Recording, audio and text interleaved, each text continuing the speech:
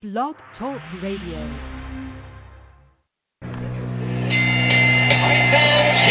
we go with the main event of the evening, ladies and gentlemen in attendance, boxing fans joining us around the world. It's time for the bout you've all been waiting for. Finally, it is showtime. Here, man, we dedicate our life to this sport. We do thousands of sit-ups in camp. We run hundreds of miles, for the ones that take it serious. And we just dedicate ourselves fully to our craft, man. We watch tape. We have attitude. We rooting, and we go into that fight just to land on the line.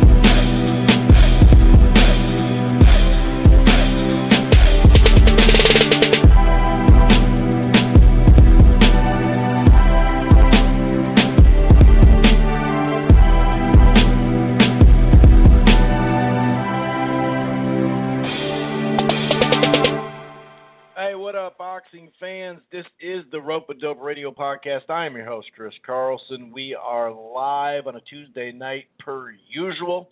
Welcome back to the show, and we got a lot to talk about based off this last weekend where we had some major upsets, no doubt about that.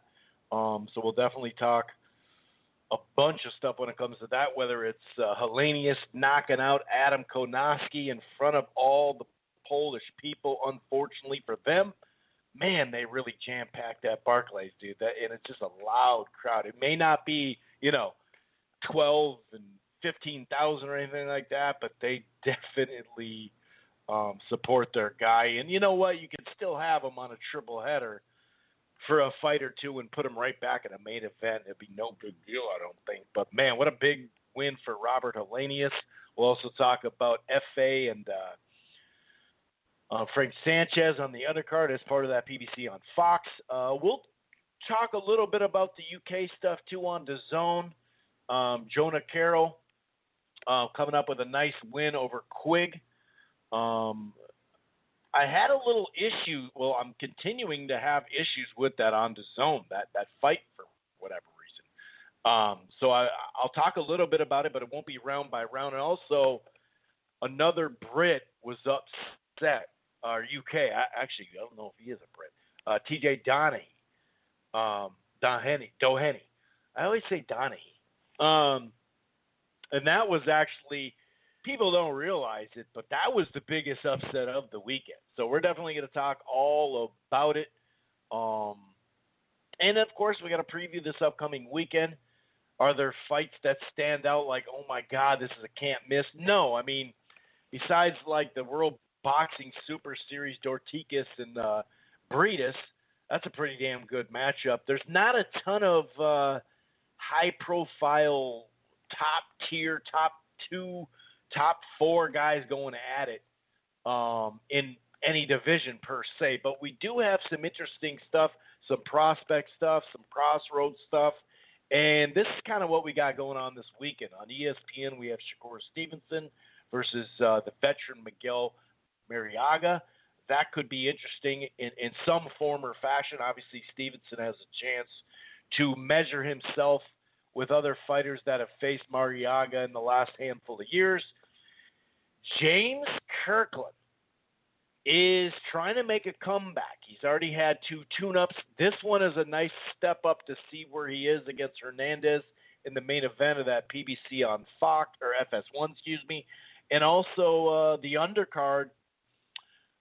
Justin Deloach, who made a little bit of noise at 154 a couple of years ago, took some defeats after that. I remember Gallimore kind of stopped his tracks, if I remember correctly, at 154. He's down to 147. He's taking on Stanionis, who's a 10-0 prospect. So I actually like that. Probably that might be the best, or at least one of the best fighters he's faced so far in his young career. There's also a ShoBox that we'll discuss. It's actually locally. Unfortunately, I'm going to be a little busy that night, but it will be here in Minnesota. Other topics, to talk about and discuss. The Wilder Fury Glove Gate thing just continues. It rages on, and the conspiracy theories are just still going nuts. whether it's on YouTube, whether it's on Twitter, whether it's in the boxing forums. It hasn't hit ESPN and Fox just yet. I think they're going to wait till this summer to address some of these conspiracy theories. But, I talked about this. We'll talk minor about it. But also one of the conspiracy theories was Tyson Fury was cheating with drugs. Well, VADA did clear them today. We'll give you a little bit more information on that. Ryan Garcia's father makes a claim that we're going to talk about that would be really great at the end of the year. J-Rock declines the rematch. Could that mean some big fights this summer in 2020 still at that 54-pound division? Carroll Frampton has closed the deal for his next fight in June in Belfast. We'll give you some information there, and then just a variety of fight news that kind of has trickled out. With this Canelo thing, it sounds like Billy Joe Saunders has the fight. They're still finalizing it, which is still crazy that they're still finalizing. I don't understand what's going on, but it is what it is. It does sound like it's done, but there are some other fights that, like I said, trickled out that are pretty good fights, man. They're nothing like spectacular, but whether it's crossroads fights, mid-level fights, some interesting stuff. So we'll go over some of that as well. And, if we have time, which I think we will because we don't have a big fight coming up this weekend by any stretch, we might have to get that boxing Twitter segment raring up going too, because there is some dandies always on boxing Twitter. And that's just me reading funny tweets or dumb tweets or right on tweets or whatever. Anyway, so that about wraps up the intro, even though I don't think I've ever said that. But if this is your first time listening to the Rope It Over Radio podcast, it streams live right here on blogtalkradio.com/Rope It Over Radio. But you don't have to. It streams live at Archives here. It's basically the headquarters, right? But you don't have to just find it on Blog Talk or download it on Blog Talk if you don't want to. We're available there. Rope It Over Radio podcast on Apple Podcasts, iHeartRadio, Player FM, TuneIn, Spreaker, Stitcher, really across the board. We're also part of the Grueling Truth Sports Podcast Network, which you can find everywhere, including Spotify. I should mention that you can use your Siri or Alexa through Spotify or TuneIn to find the platform. In fact, why don't you head on over to thegruelingtruth.com right now. They got a great sponsor over there, betnow.eu, with the promo code TGT. Head on over to thegruelingtruth.com. It's boxing, it's football, it's basketball, it's baseball, it's everything in between. And one more thing. If you're thinking about cutting the cord, or maybe you have and you're not quite happy, if you're a sports fan, March Madness college basketball is about to kick in. The NBA playoffs isn't far off. You're going to need cable is my point.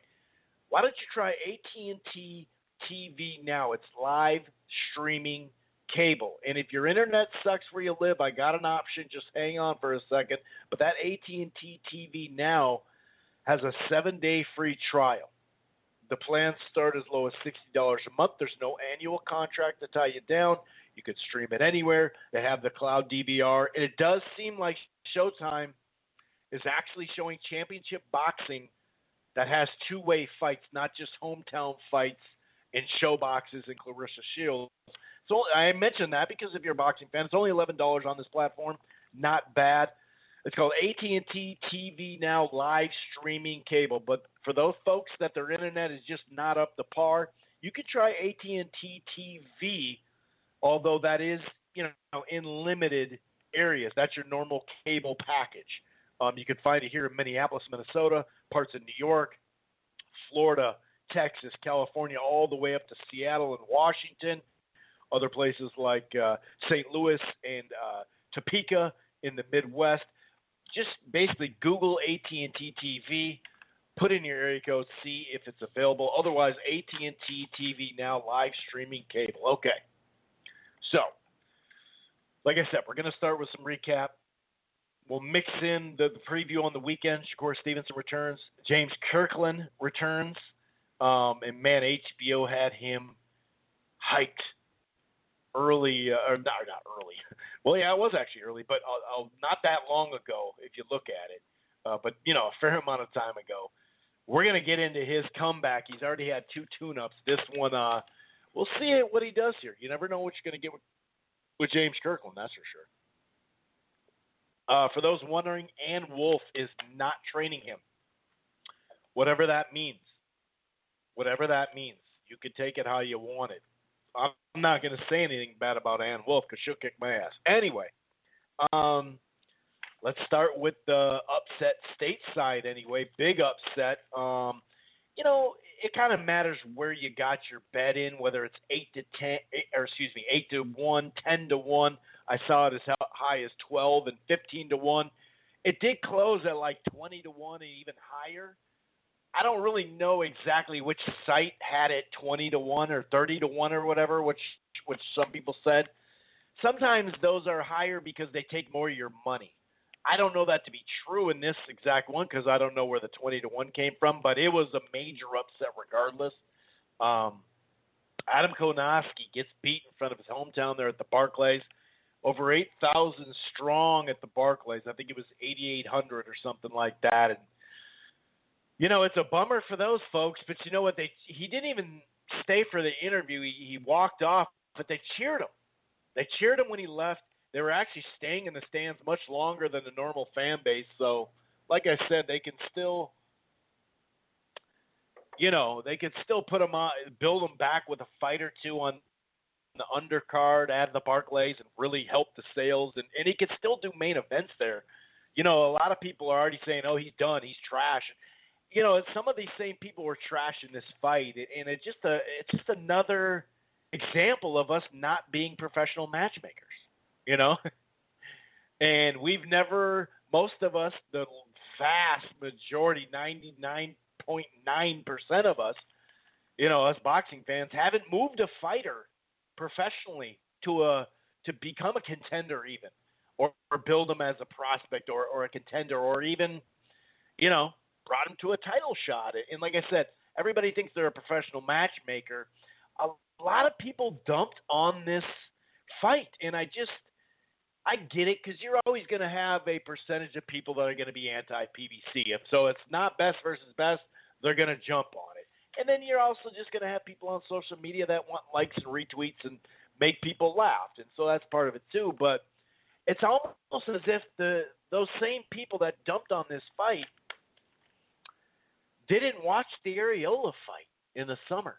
It's like, dude, did you see that fight? He almost got hit with 300 punches, dude.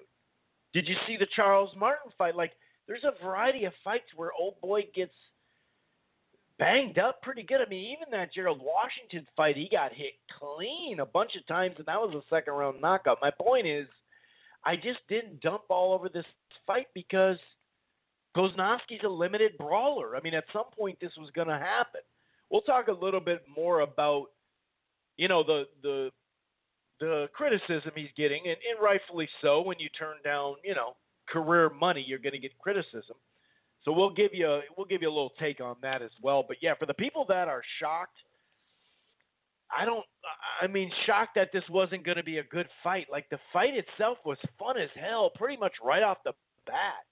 And so TV fight-wise, I never understood why this one got dumped beyond the regular, PBC haters. But other than that, it always just kind of, I don't know, it just kind of cracked me up because it's like, dude, you know who we're dealing with right now, right? Like, come on, dude. But anyway, and I don't want to take any credit away from Helenius. This is a big win for him. He was on that fringe contender, fringe gatekeeper type thing, no doubt about it. A couple years back, he did bring Dillian White the distance, right? He was up on the cards last summer. I thought he had his jab going, looking really good against Washington. Ended up getting caught with a huge punch. It is what it is. It is what it is. But what are you going to do? What are you going to do? I mean, that's what it comes down to. And I thought he won, 3 rounds. That's for sure. I don't think there's a whole lot of debate when it comes to that. Maybe there is. Maybe people saw Helenius went around in there, but right off the bat, the overhand rights and some good body work were doing the trick for Kownacki. He landed like some kind of like 27 punches or something in the first round, and Helenius did, land plenty of decent, like good jabs mostly though. Both were landed overhand rights in the second round. That second round was really fun, dude. It was a great round, back and forth, thudding shots, dude. Both of them landed really hard shots. Helenius landed a good body shot in that round. The jab in the right hand by Kownacki won it, but you could see even when Kownacki was going in, he was getting caught with shots, man. Third round, head and body, early pressure by Kownacki.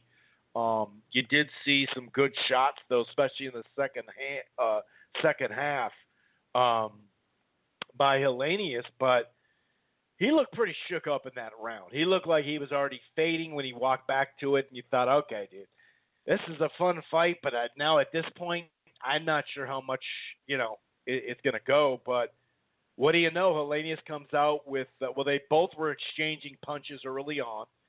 A few really nice right hands by actually Kownacki, and then he got hit with a right hand, and it was like it got ruled a slip, but definitely it was a knockdown. And that hurt Kownacki because he popped right up. Instead of getting that 8 seconds of sitting on your knee, that hurt him because when he got up, you saw his legs, dude. He was really hurt at that point, and there was an exchange, and it was a right hand like a left hook that dropped Kownacki pretty hard. And once again, man, he just thought with his heart and his pride and didn't want to look. Maybe he was embarrassed to be on the mat in front of his people or whatever, but I'm not saying he wouldn't have got knocked out because it did seem like he was hurt anyway, but another 8 seconds there sure would have helped. The first one I guess I could see because it wasn't called a knockdown, and so you're going to get up anyway, so maybe that doesn't make sense from me to say that, but he should have just stayed on his knee to the 8 count, but he popped up. He was in really, really, really bad shape. Just a flurry of thudding shots. Helenius just dropping bombs on him. And it was over. It was over. I mean, and it was a good stoppage. I saw like Dan Raphael's like, I'm not crazy about the stoppage, but it's like, really? Like, okay. I thought it was a really good stoppage. But, it is what it is. It is what it is. A big win by Helenius. I'm really, happy for him. I'm talking about Kownacki so much because he was the favorite, and he definitely has been getting dragged all over the internet for turning down that AJ money. But also, like I said, a lot of these people that shit on this fight, they shit on the one in January too. And look at how that. So the two out of the 3 main events for Fox this year have been really fun fights and upset knockouts. Like but yet they're gonna say this card was garbage. I mean, people still said it was garbage, even though, I just don't understand. I mean, I understand, but I don't. But this was a WBA title eliminator. But that's so vague, obviously. You're not going to get the title shot next. That puts Helenius in line. Now, being a vet, he could stay in shape and wait it out, I guess, right? Or maybe they'll do an interim, and he'll get the Bryant and what's-his-toes fight. Is it Walk? Who is it? I can't remember who it is. But either way, it puts him in line for big fights. I mean, that's the bottom line. So kudos to Helenius. Big win. Big win. So we'll see what he does, and we'll see what Kownacki does. I'm assuming they'll just kind of move him, get him a fight, get him a training camp, get him a fight, get him a decent fight, and he could be right back in the mix as a contender, really.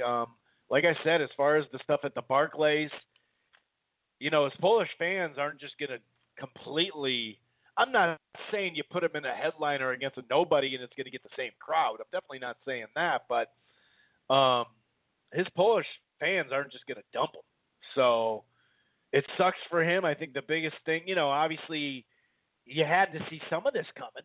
And that's why I didn't dump on this match, because Kownacki doesn't move his head. He does every once in a while. He did in this fight a couple times, but not nearly enough. He's a brawler, pretty heavy-handed. It looked like he had a good chin, but, man, he's dodged some bullets these last couple of fights. And I don't mean dodge punches. I mean dodging a bullet like he could have already been stopped. So it was a shock to me. It was still a surprise, but I wasn't shocked once I saw the fight going on. I was like, first of all, this is a great TV fight. And it's funny because, even before and after and during, I was at work, but I noticed I got some texts, about people saying, oh, this fight's a good brawl and that type of thing. So that's what that, that casual thing goes on with Fox. And you could just tell that, it's a bigger audience. So people, like even a guy at work where I've actually sat, maybe this a while ago, we watched a fight after work. I think it was those that ESPN card that they do after the Heisman, not this year but last year. He watched Wilder Fury. He's watched some fights over the last couple of years. He likes boxing, but like most casuals, they just don't know, how to follow it as well. They're just ignorant to it. That's all. But he loved it. He's like, hey, I love that dude. I know he lost, but that shit was fun, dude.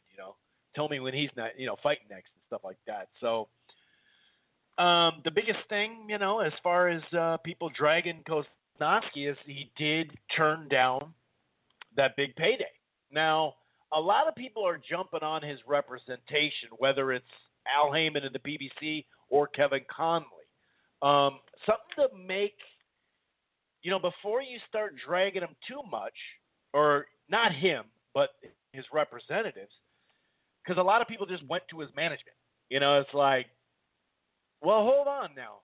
Adam is the one that came out and said that he's not going to be properly in shape and condition at this moment. The 5-week thing or 6 weeks, whatever it was, 5 weeks, he just said he couldn't do it. He said, if I want to get a title shot, I really want to be in shape and ready for it. That was his choice. It was offered to him. So he said he turned it down. But then Conley and Heyman are getting all the shit. And something to think about these offers, right? So Kownacki missed out on career money. Was he guaranteed some big money against Wilder at some point? I don't know. I'm not sure. We know Luis Ortiz was, and he got his, so he didn't lose out on, not taking that fight. But this was Adam's decision. And something to remember is a lot of people are just dragging the PBC on this stuff. And like I said, Kevin Conley, too, his manager. Remember, it was a PBC fighter that took the Joshua fight. And his name is Andy Ruiz. So do we turn around and say, oh, that's awesome, Al Heyman, that was a good decision by Al Heyman? No, we don't hear that. We say it's, oh, Andy made the decision, which is the right way to look at it. Andy did make this decision. He was chasing the fight. He was in shape off of his last performance, and he went and did it.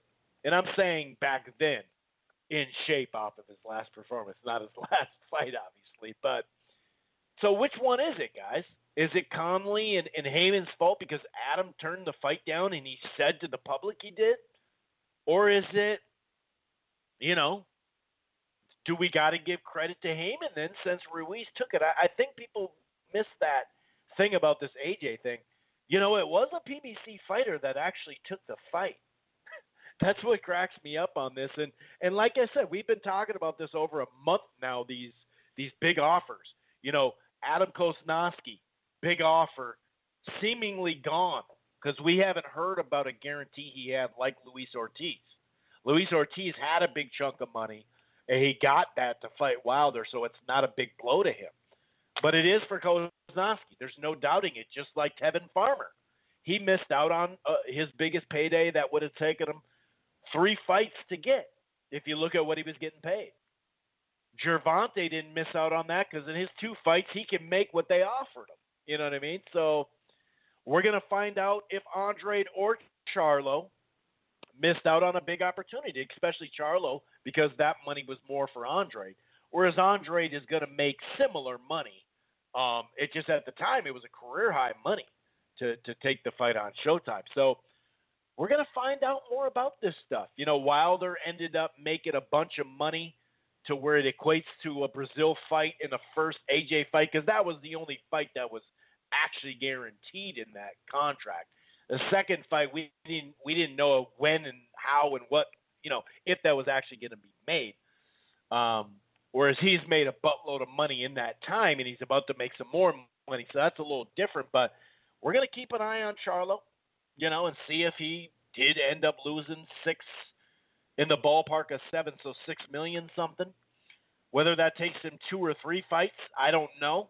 I'm not really sure to get to, but if he loses this year, he definitely missed out on a career high payday. So we'll see.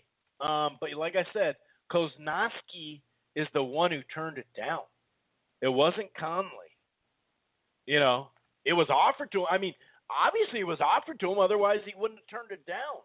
You know, a lot of people say, oh, these managers aren't telling their fighters, but Adam turned it down, so that's his fault. Just like, you know, if Charlo loses this year, you know, ultimately he didn't say yes. He could have said yes. When you say yes, you can get the fights. Look at Andy Ruiz, you know. So it is what it is. But we'll see. But like I said, kudos out to Helenius. That's a huge win.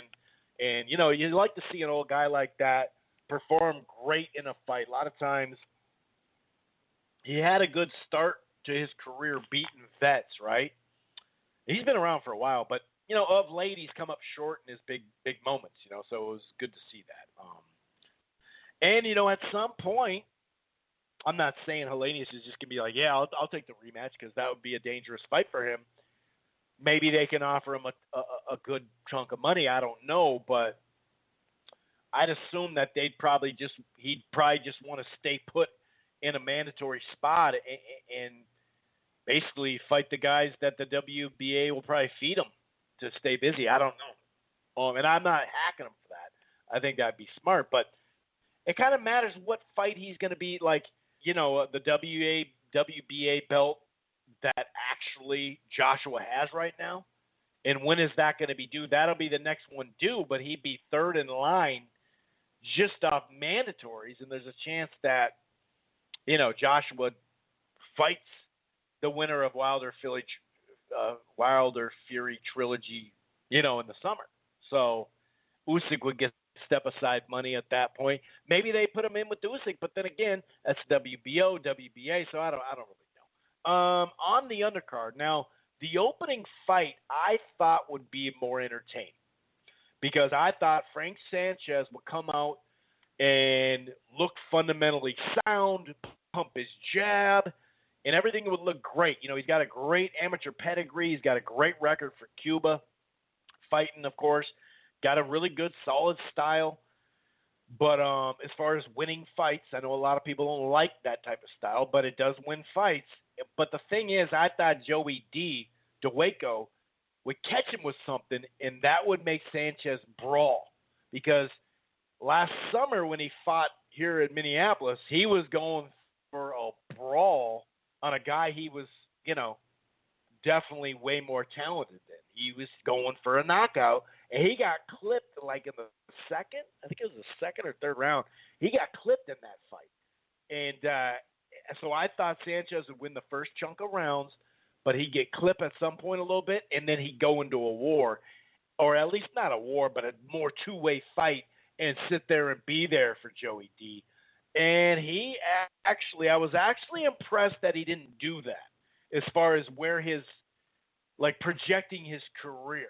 I know, like I said, plenty of people were like, that was boring and stuff like that. I don't like jabbers and movers and guys that try to defend unless you're like lightning fast like Floyd Mayweather or whatever. But they even say he ran all day. So, you know, it is what it is. but overall, it was a good performance. I mean, you can't really give Joey D too many rounds. That's for sure. There was a couple of close rounds. Maybe the last one. But there wasn't much there. Joey D just had problems getting off. Pause. He really did. He was just following him most of the fight. But the jab and pivot for the opening rounds and throughout the fight was working for Frank Sanchez, no doubt about it. He started to add a couple of nice right hands as the rounds carried on too. A couple of jab right hands as well, landing clean and crisp. Then he started landing the left hook as well, more and more. And Joey D was like landing some body shots. I'll give him credit there. And he landed a couple of leaping left hooks, but he was missing too many times with those leaping left hooks. And I thought somewhere in the middle rounds, fifth, sixth, Sanchez was in control, but then he really started kind of upping that right hand more when he actually threw it. There was some decent exchanges. Nice counter left hand late in the fifth round. There was, I think it was a right hand that opened up a minor cut on Joey D as well in that fifth round. But, I thought in the seventh round it did seem like there was a big right hand, and then there was like a mini exchange, and that made Sanchez back off. He was moving too much in that round, especially the last part. Or actually, he got going in the last part again, but the middle of that round, he moved way too much.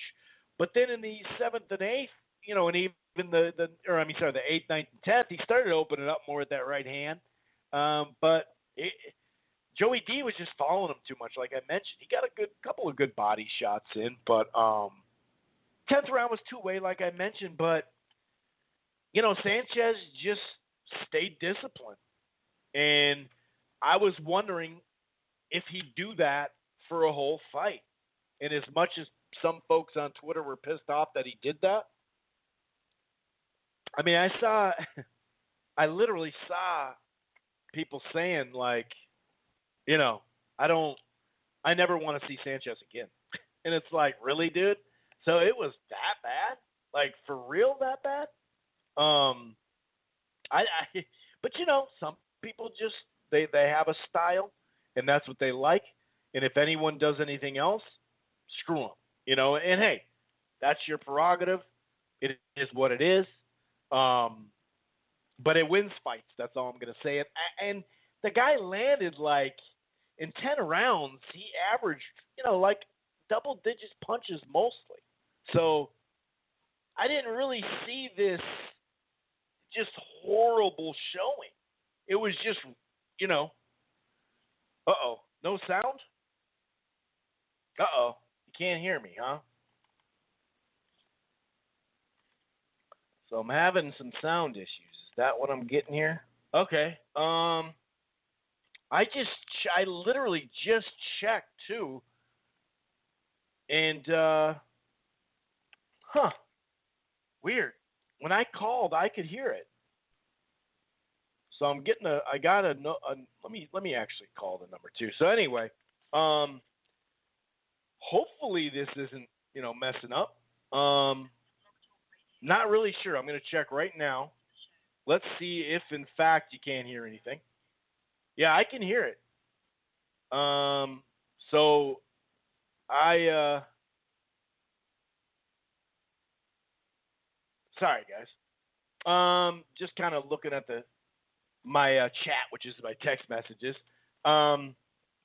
Let me refresh the board, and maybe that will help. That's weird. Yeah, because like I said, when I called, I can hear myself just like somebody calling in, and there's other folks that are on, and I'm getting, I'm getting other folks saying they can hear, so I wonder if something's going on here. All right, well, let's hope for the best. I may have to do a show tomorrow during the day, which is not great. But anyway, so Sanchez, his franchise, 116-46 was actually the punch rate there for landing. 33% is pretty damn accurate. So like I said, he didn't throw a bunch of punches. You know what I mean? He didn't throw 500-600 punches in 10 rounds, but it's not like it was like the slowest fight. It just wasn't two-way. And, I thought Sanchez looked pretty good. FA, I actually thought FA would be a lot more cautious and be smarter going against Cojanu because he got dropped in his last fight. And that's exactly what he did. He started out very, very slow. Minorly it picked up in the first couple of rounds. Cojanu did some body work, not enough though. The jabs turned into some right hands. Fourth and fifth, you started to get minor two-way stuff, not a bunch though. I'd say by the sixth round, I made a little note. FA finally really started stepping up his punches more. And then the 1-2 punch combo started coming out more in the sixth and seventh. Then it actually got a little bit more action-packed. FA would get, some good shots in. He did actually drop Cojanu. Took a knee with like a minute left in the eighth. He just started opening up his offense more and flurries and stuff like that. You know what I mean? In the ninth, there was actually some back and forth, not a ton, but some. But then the left hooks and right hands started landing really, really hard and not much left in the round. I think like 20, 15, 30 seconds or something like that. And it was a TKO, and I thought it was a good TKO because he got knocked down again. But once again, some people were saying FA was just out of it and boring and all that. And I'm just like, the guy landed 244 punches in not even 9 full rounds. In about 9 rounds because it was at the end. He threw 664, landed 37%. So I really think it just wasn't two-way. But the biggest thing about FA, I didn't think this would be a big challenge for him. It's really about rounds with FA. That's the way I look at it. And because he didn't get them early on, and now he's getting them more. So he got a knockout. He did step up the pace more. But even when it was just a jab and, from time to time a right hand, I'd like to see FA go to the body more. I guess I could say that about a lot of heavyweights, but I'd like to see him mix that up more. But he's pretty stiff. He's not super slow, but, FA is what he is. He can punch. He's got a pretty good jab, but, his defense isn't the greatest. But like I said, I didn't think he'd come out and go for the stoppage super early, basically because, like I said, dude got dropped in his last fight, and he actually got dropped pretty hard. So, overall, like I said, I didn't think we'd get a whole lot out of that second fight besides rounds. But I miscalculated Frank Sanchez's ability to stay in the fight mentally and not fall for a brawl. And maybe that, like I said, had a lot to do with, him,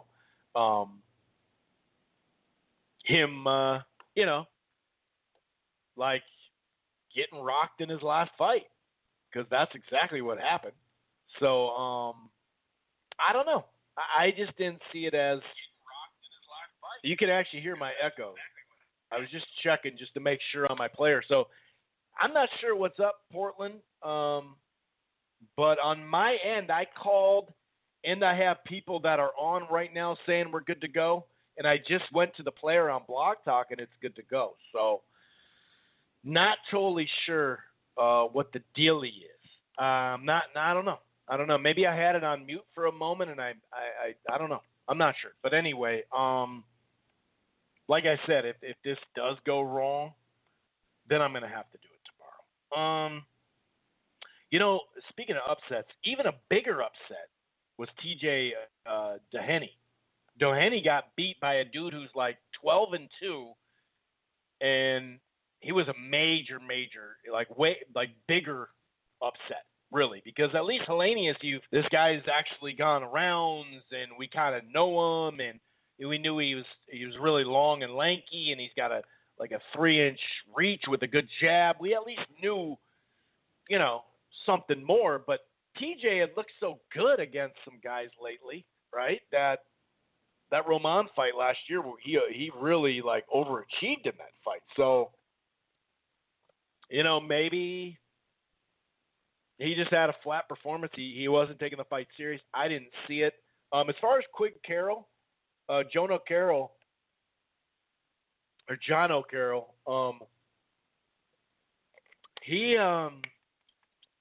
handled Scott Quigg. On the books, that was close to a 50-50 fight. Kudos to Carroll. Now, I didn't get to see much of the fight because, and I noticed people saying this on Twitter, that from here, that DAZN, some of these UK shows, that the stream's messing up, like it keeps backing you up into former fights. Well, I tried the long stream and just the fight, archiving. Both of them do the same thing. They either skip, they just keep skipping back, basically. They'll show some of it, skip. Maybe sometimes they'll literally show the last 20 seconds again. And, I remember having an issue with DAZN last week, but I just went to the Spanish one and it was okay. This one was a little different because I wasn't watching the live. I was watching the archive. So I can't tell you all the things that Carroll did well, but it was a good win for him. That's for damn sure. And he had that really good performance where he put all that pressure on Tevin Farmer. And so to follow this up, it's pretty damn good. And so Scott Quigg said he retired. He spent. He wasn't necessarily looking his best of late, I will say that. But, definitely a really solid win for O'Connor. No doubt about it. All right, so I'm just double checking to make sure. So anyway, I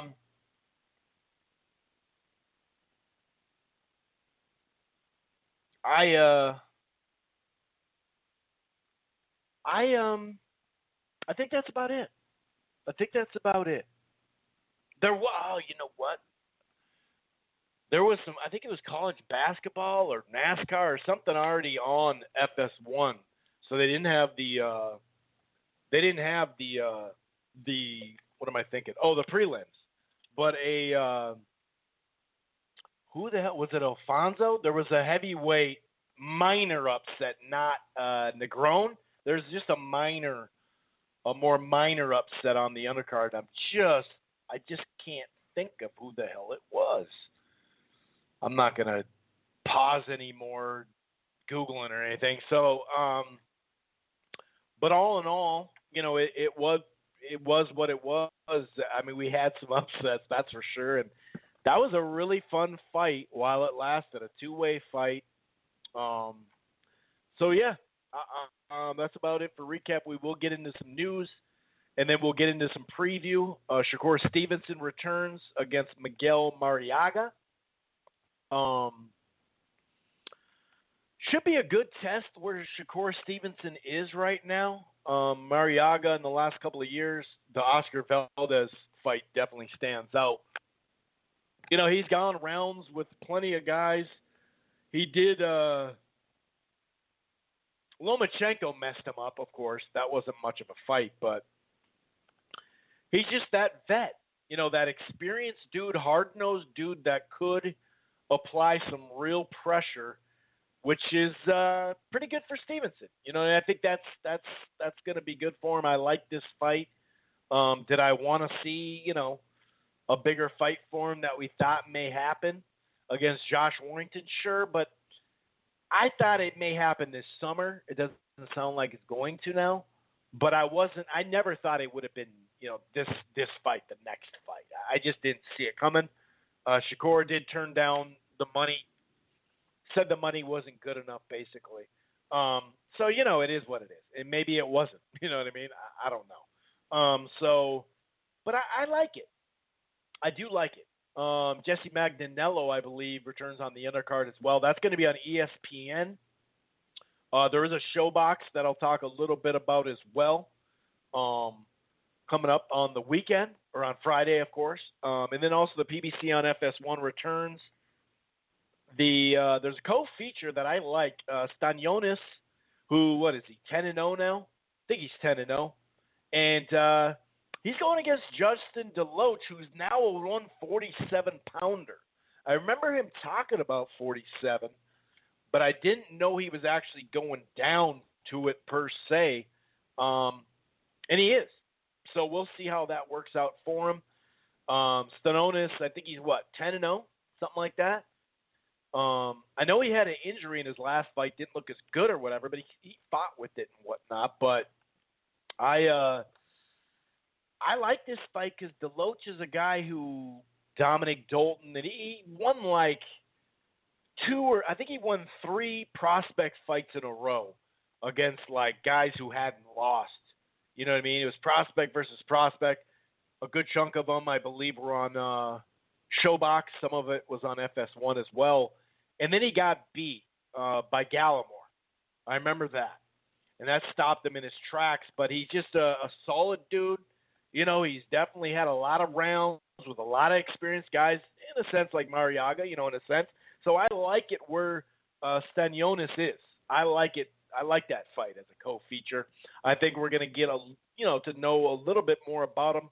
Stanionis, I remember watching him live at the Armory here in Minneapolis I think it was on FS1 against the Wolf. He took care of business there, but I like this fight. I wonder how Deloach is going to fit in at that weight class. Because he was 154, so we'll see.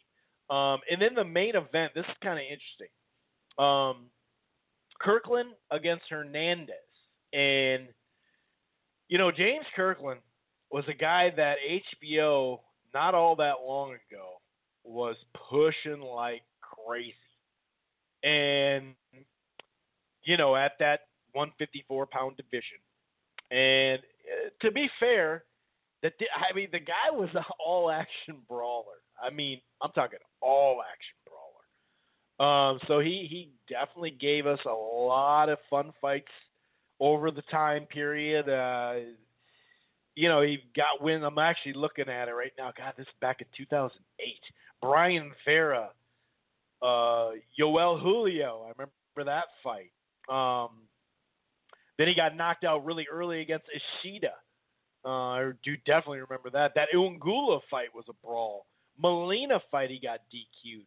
Glenn Tapia, I remember that. That actually was sad for Tapia.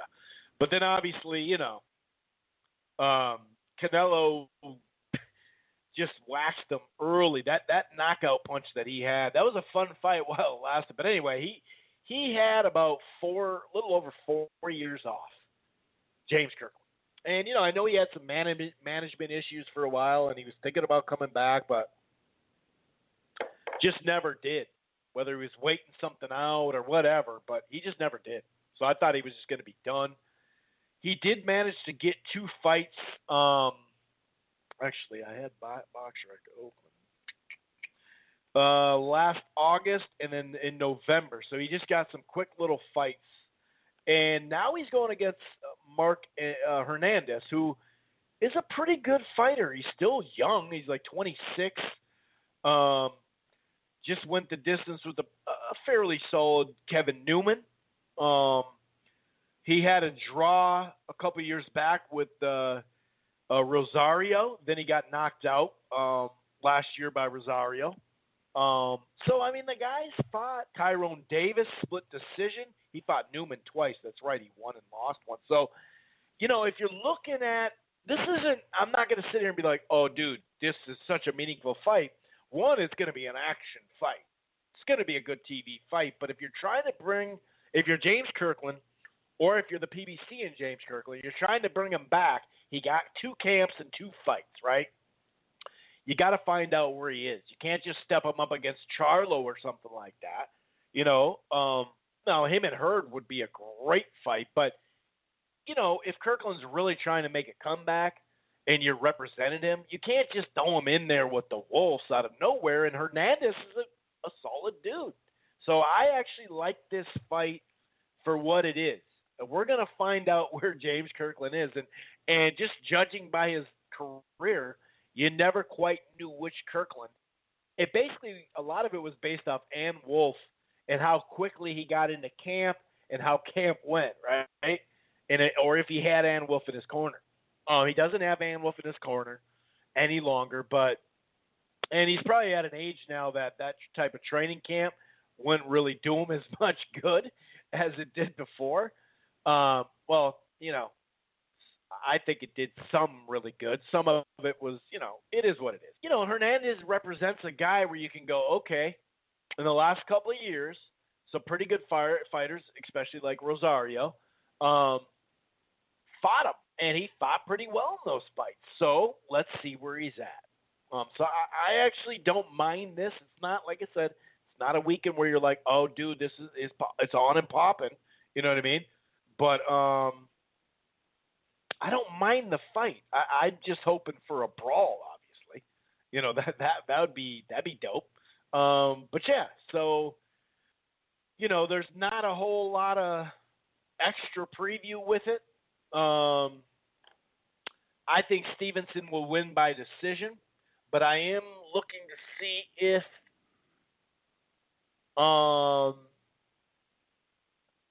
if Miguel can cut the ring on him, if he can get inside him. I really want to see how he deals with this style of guy.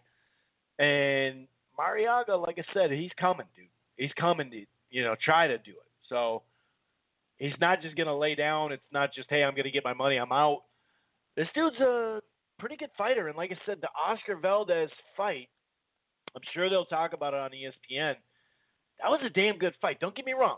I had him winning cleanly, but Oscar Valdez, but he got hurt late in that fight, and it was a fun fight to watch. So obviously Valdez is a different style than Shakur, and we're going to see, just how advanced his skills are at this level with a come forward fighter like this guy.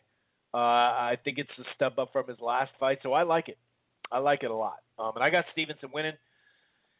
I got the prospect winning, Stanionis. I got him winning, but I do think I would say it's going to go the 10-round distance. My only thing is Deloach's chin is not great. He's got pop though. He's got pop, and he's game, but he's a tough dude. But it's not great. And then I think you times that by he's going down in weight. I'm not sure. I'm not sure if that's going to hurt him at this point. It may help him. He may have more power. This may be a damn good fight. But I have him by decision, Stanionis. And I just totally ducked the main event there just because I don't know what's up with James Kirkland. Like, he should win by knockout, but he hasn't had a serious opponent since Canelo, dude. That was a long time ago. Yeah, Tapia was his last. Well, I guess that would be a serious opponent. Glenn Tapia, friend of the show way back when. So yeah, I don't know. Is Kirkland in shape? I guess. Hernandez is this is gonna be a good fight, dude. I know. Watch, people are gonna dump, but watch, it's gonna be a good TV fight. I got Kirkland by TKO. Maybe I'm just still kind of like my fandom for him back in the day when they were moving him on HBO. Like, I just love watching him fight. I knew he wasn't going to be like the top tier guy, but I just really liked watching him fight. I think pretty much most people did like watching him because the dude's trying to knock you out, and his trainer will knock you out too. You know what I mean? And so yeah, I got Kirkland by TKO. But I just want to see what he looks like, dude. Like, good for him. Like, who knows? Maybe it's just he's picking up a quick check, and he's going to go in there and get caught with something third round, and Hernandez will have a good name on his ledger, But as far as, past the prime, obviously way past the prime name. But hey, I'll tell you what, though. If Kirkland puts on a show, I guarantee there's going to be some fandom coming out, and they're going to be like, dude, Kirkland will knock out Charlo, dog. Kirkland's going to knock out everybody's division. He's focused. He's focused now, dude. He's focused. Now he only talks to Ann Wolf on the phone, and they Skype. Actually, Skyping's a little too intimidating for him because Ann Wolf is that the eyes, the look she gives. But watch, dude. If he knocks out Hernandez, dude, he'll knock out everybody. He'll knock out everyone in the division. And with his power, if he was in shape, I guess you could make the argument if there's so many ifs in this fight. I don't know. But anyway, we'll see what's going to go on here. So, let's see here.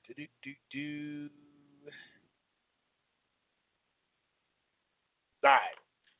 So that I previewed the weekend. That I just did. I made my picks. Like I said, I like this Shakur Stevenson fight. I mean, I like Shakur Stevenson a lot as a prospect. And I know he's a contender. I should say contender. I know he's got a belt. I'm not trying to rip the kid, okay? I like him a lot, dude. He's one of the promising fighters, one of the promising U.S. fighters as well. I'm backing this kid just because I called him a prospect contender. I'm just looking at who he's fought. That's all. Trinkets aside, let's be honest. Like he's fought good talent. Where he's at, it's not bad at all. He looked pretty damn good in his last fight, I thought. I do remember when he was coming up, a lot of folks in the first chunk of fights were all on Michael Conlan, who, by the way, fights Rafael Reyes in an 8-rounder. Oh, I'm sorry, Rafael Reyes. I was looking at the wrong thing. I was looking at, actually, by the way, Thompson Boxing. That's what I was actually looking at. ThompsonBoxing.com. That'll be this weekend, too. Rafael Reyes was the fighter. Michael Dutchover, he actually he's trying to bounce back off of his loss. I think it was on ShoBox, right? Or was it on FS1? I kind of get those mixed up now. I think it was on ShoBox. Yeah, it was on ShoBox. But Michael Conlan is going against, was it Prasado? Anyway, a lot of people thought Conlan was the guy showing up, early in the career. And then all of a sudden the chatter kind of went away and Shakur kind of took over that debate to the point where there's really not one. So what, and the reason why is because he still had too much of the amateur style there. That's the reason why people were like, I don't know. He's not showing power. He's not doing this. He's not doing that. And that's why I just try not to go overboard with these first chunk of fights unless it is against, like they're stepping way up or whatever. That's different. Also from Hinckley, Minnesota, which is about, I'd say a good 70, maybe 80 minutes. Well, maybe not that much. North of Minneapolis, you're up there in Hinckley at the casino. A ShoBox. I always try a ShoBox out. This one is going to be, I believe, a quadruple header because they're a bunch of 8-rounders. Brandon Lee and Camilo Prieto. That could be an interesting fight. I like Lee. That's kind of interesting there. Norman Jr. and Rodriguez, Guerrero and Angulo. I mean, just those last names tell you you're going to at least kind of watch it. But, yeah, it's ShoBox. It's one of those things where you just – it's ShoBox. You give it a chance. Whether it's, on DVR or whatever. You know what I mean? That's the way I look at that. So, and by the way, I don't have the peak. I forgot to mention this because I know people will say, I ducked it or something when it comes to the PBC. The card for that PBC averaged 1.443 million.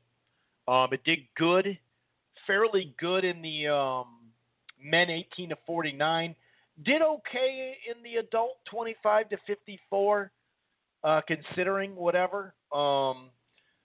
The NBA average, what was it, 1.9? So that's not that far off. And also the XFL had an average of 1.449. Actually, hold on, I got it. 149 was the lead-in, that XFL lead-in. And it bled into the broadcast, what, about 10 minutes or so, something like that? So 1.44 for the whole card, and the lead-in was 1.49 average. That's pretty good. Now, I know it closed strong. I think the last hour or whatever did, I want to say it was like at 1.5 something by the time it got there. But that's a good number considering what the fight is. Yeah, I think it led in. I think the lead-in technically was like, at the time, was like 1.5 something. So my point is, it didn't lose a bunch of the audience. We don't know the peak number just yet. I haven't seen it yet, but it is what it is. But still, that's pretty good. You know, I mean, when these cars average that, sometimes the peak number can be 1.5 or 1.6 or 1.7. Sometimes they can be 1.8 or 2 million. It really matters. You just kind of got to, you just don't know until they come out. So, yeah, that about wraps up the weekend preview. Like I said, nothing crazy going on. I see Portland's back on. I assume that you can hear me now, Portland. I hope. So, yeah, let's get into some news a little bit. I text Carcino, and I think he's going to be popping in here soon. There's 34 minutes left of the live stream. The number to dial is 646-381-4990. That's 646-381-4990. You can take the show with you. Maybe, you're going to go to the gym, get a quick workout, take the show with you. You're going to, you're stuck in traffic, well, there's always traffic in L.A. on the West Coast, right? You're stuck in traffic. Take the show with you. Just don't get busted. Hands-free law. We just had that up here. What was it, August, something like that? But, yeah, listen to it live. The archive kicks off, and you can listen to it on your phone. Otherwise, do what you got to do, and you can listen to the whole archive when it's all done, the show. So, let's see what's going on. But this weekend, let's hope that we can get some stuff popping off. We didn't think it was a great weekend this last weekend, right? I mean, really, like, the 50-50 was, Quigg and Carroll. And that was one-sided. But we had, we had some upsets this weekend. So we'll see. So there is some news out there. Canelo and Billy Joe Saunders, it sounds like Billy Joe settled in at like just under $8 million. 7.78 or some shit like that. I don't know. I guess Callum Smith was asking for 10. That is the rumor.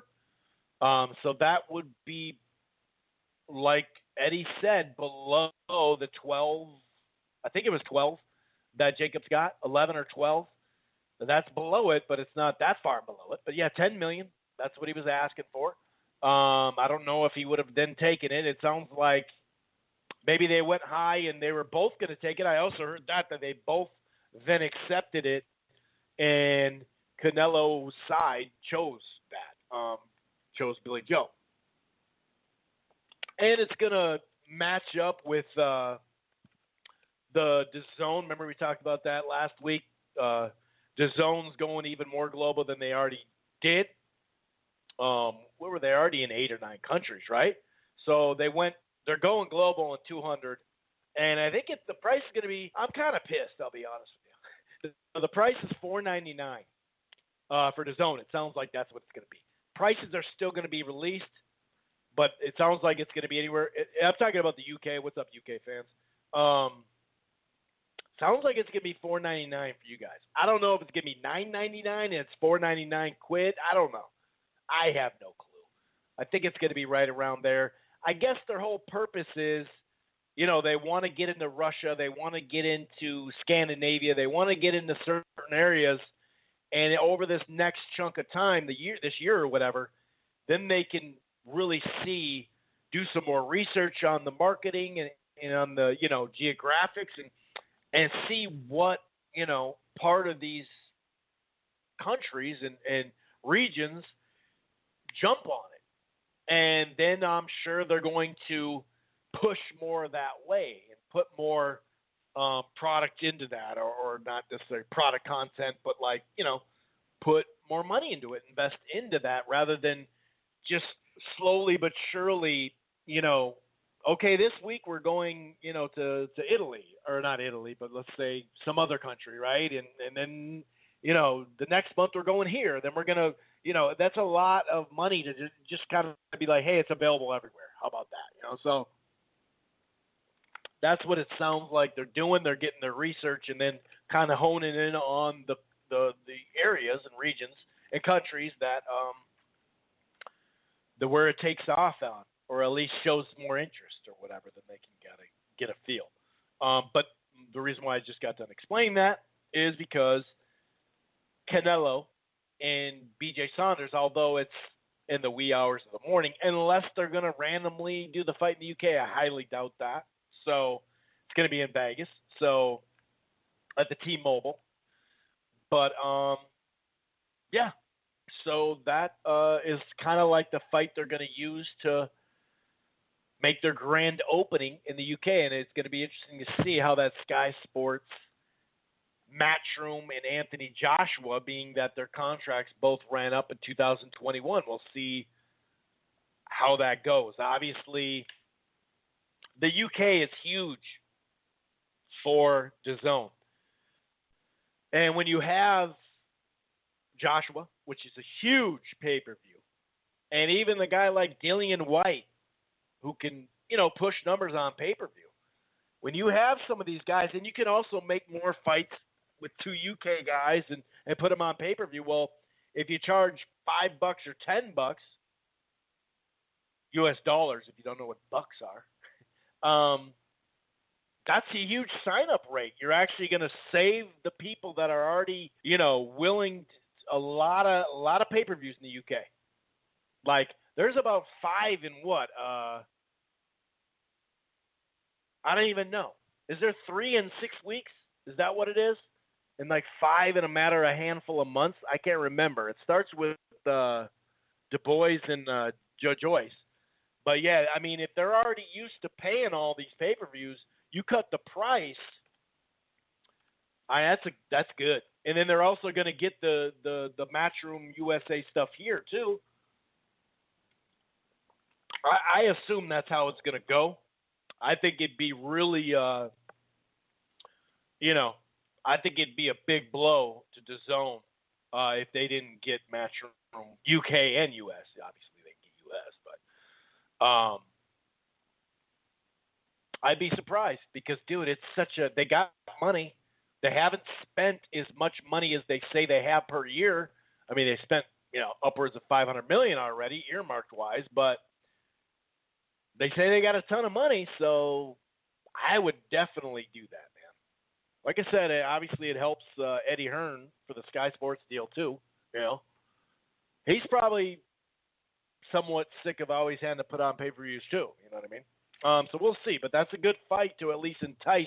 Yeah, it's going to be on at 5 in the morning, but still, in this system, it's archived, right? So you could still get the service, wake up, and watch it on archive.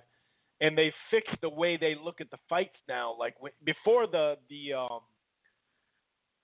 what am I thinking? The image on there, the thumbnail basically, would have like the winner's hand raised, or like someone landing a big punch and seeing some guy beat up, so you kind of tell who won, which sucks. But they changed that now. So if you go in there, turn off the sound. Go in there and just, okay, that's where it is, and just go, and then you can start fresh like you didn't even see it. Anyway, got a variety of other news here that we're going to touch upon. This coronavirus, It'll be really interesting to see if boxing events start to get canceled. I think the next couple of weeks we'll definitely know more about if that's going to be the case, for sure, right? Because usually when it's hit countries, now it's hit here. There's 3 cases here in Minnesota alone, but not that that's a lot. But, it hits it, and then it really – that's when it expands. And we'll see what happens there. Obviously, it's got to suck for college basketball right now because the month of March is theirs in early April for U.S. sports here. It's called March Madness, college basketball. They have the conference tournaments this weekend or this weekend, and then we call it the Big Dance. March Madness starts, and it's 68 teams get in, and it's 6 rounds, I guess 7 rounds for the ones. It's really 64 teams because there are some qualifiers, but there's from Thursday, Friday, Saturday, and Sunday, for a while, for the next month, it's just college basketball 24/7 in those days. So it's a lot of people in arenas is my point.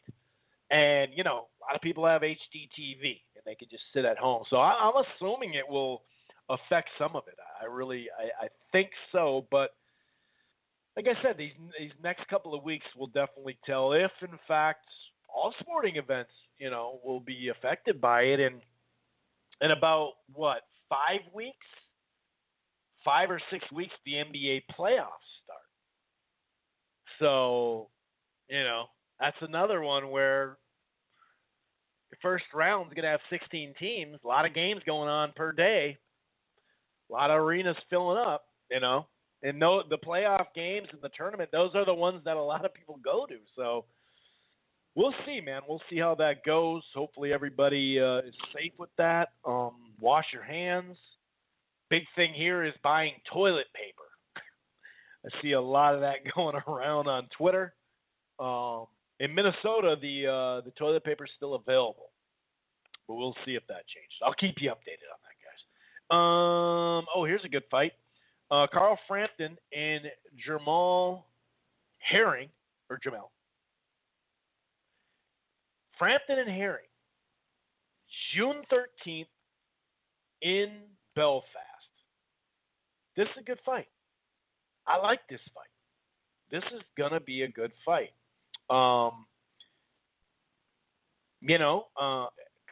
For a couple of reasons. Carl Frampton has really yet to show that form he showed a handful of years ago. Especially, in 2016 when he actually beat Leo Santa Cruz and was the fighter of the year. He ended up losing a competitive fight the next fight after that, but it's not he beat Doheny. He lost to Warrington. He hasn't put up all these crappy, performances, but he's got, Jamel Herring is a good, solid, fundamentally sound guy. Looked good in his last fight, pulling an upset last May against Ito.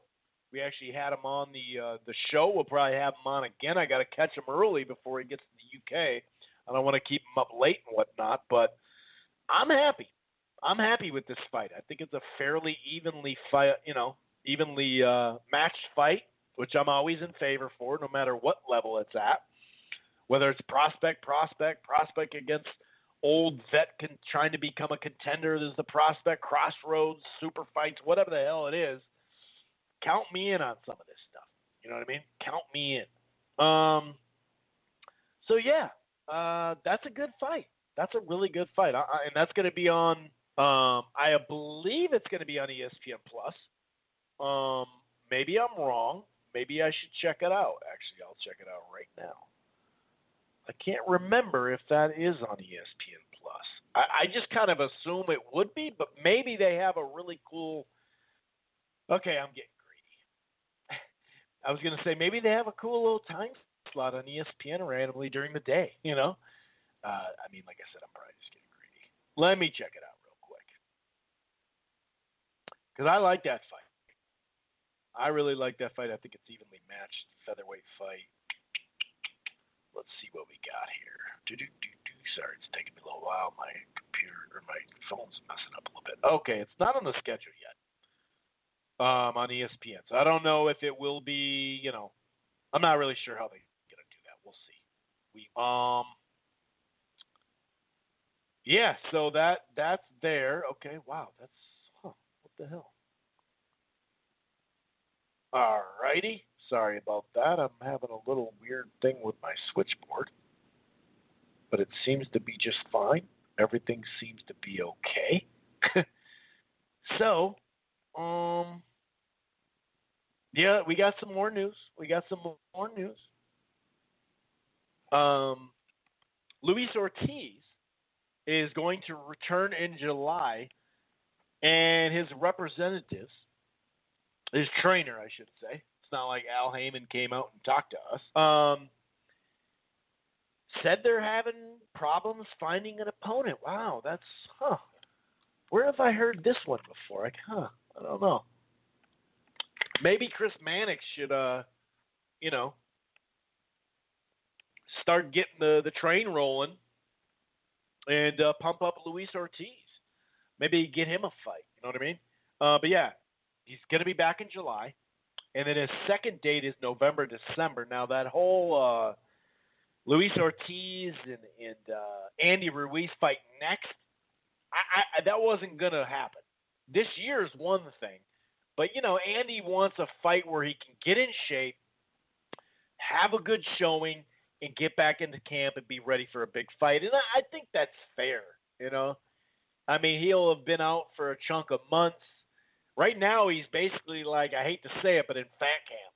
He's losing weight right now. He probably wants to get really the next couple of months lose some weight. Hopefully he doesn't do anything in that little rest he's going to have before his training camp. Because it is a summer, and we know what happened to him last summer. But I knew it was going to be – that's why I think it's going to be Areola, which is a good comeback little fight for him, and it's a brawl, that's for sure. But, man, Ruiz and Ortiz in November, December would be sweet, and it's doable. And that's also potentially one of the plans we'll see. But Ortiz looking for an opponent for July. And then he has a November or December date as well. So Ortiz is going to be back twice this year, which is always good. I like Luis Ortiz. I know everybody thinks he's super old and all that. It is what it is. Julian J-Rock Williams declines his rematch clause. He failed to exercise it. I don't know what he's citing. The reason is why. But, it might be a really good decision. It might be. It may not. I don't know. He has built back not all that long ago from a knockout before. So maybe the more he thought about it, he said, you know what? I've done this before. Let me get my feet on the ground again. Let me do something here. And so he's not going to do it. Now, immediately people are like, dude, here comes Charlo Rosario, July. Let's make it. And, hey, I'm all game for that. Shit, I'm game for that, dude. But this is where, of course, this is where, and we knew there was going to be a Mando because he's got 2 belts. And you can only put this thing off so many times. So there is a mandatory of an unbeaten guy that more than likely Rosario is going to go that route. I'd assume he's going to. There's step-aside money, sure, no doubt about it. But it's not like it's like they're both going to be making like $10 million a fight or something like that. And that's generally the ones that the big money fights, those are generally the ones that they get. Those are the ones that happens to, where you can get the step aside money.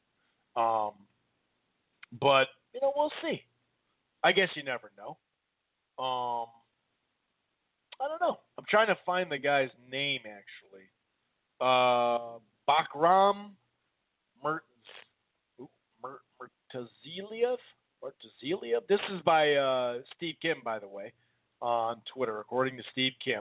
who blocked me for just saying something truthful a chunk of years back. No big deal. Him and Montero. No, I didn't disgrace them or nothing like that. It's no big deal. But yeah, so I don't think it's going to be next. However, to close the year out, that'd be dope. You know, maybe they'll go Charlo Herd. Winner, you know, gets Rosario after Rosario has a Mando. You know, that'd be dope. But you know, I mean, the door is open. Maybe the money will be enough. You know what I mean? Maybe the money will be enough.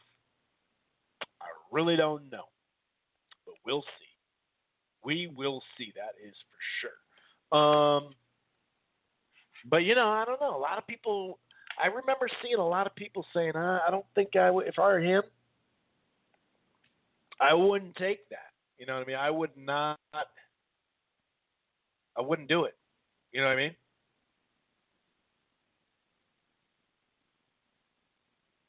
So we'll see. We will see. What else we got here? Oh, okay. So Demetrius Andrade looking for a big fight. After that Billy Joe Saunders fight fell through late. Was that late? Is that December or November 2018? I believe, right? Been looking for a big fight, obviously. And I wouldn't say he has it, but it's decent. It's better than his last fight. But this threw me off because the WBO middleweight title, the WBO called Liam Smith for a Mando.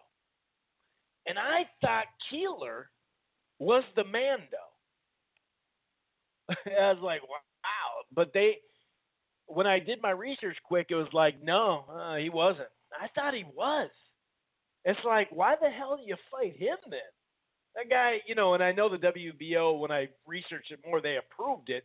He probably just was in the rankings, and so you have to fight like a top 15 guy or whatever. I actually don't know exactly the WBO, but that's generally the case.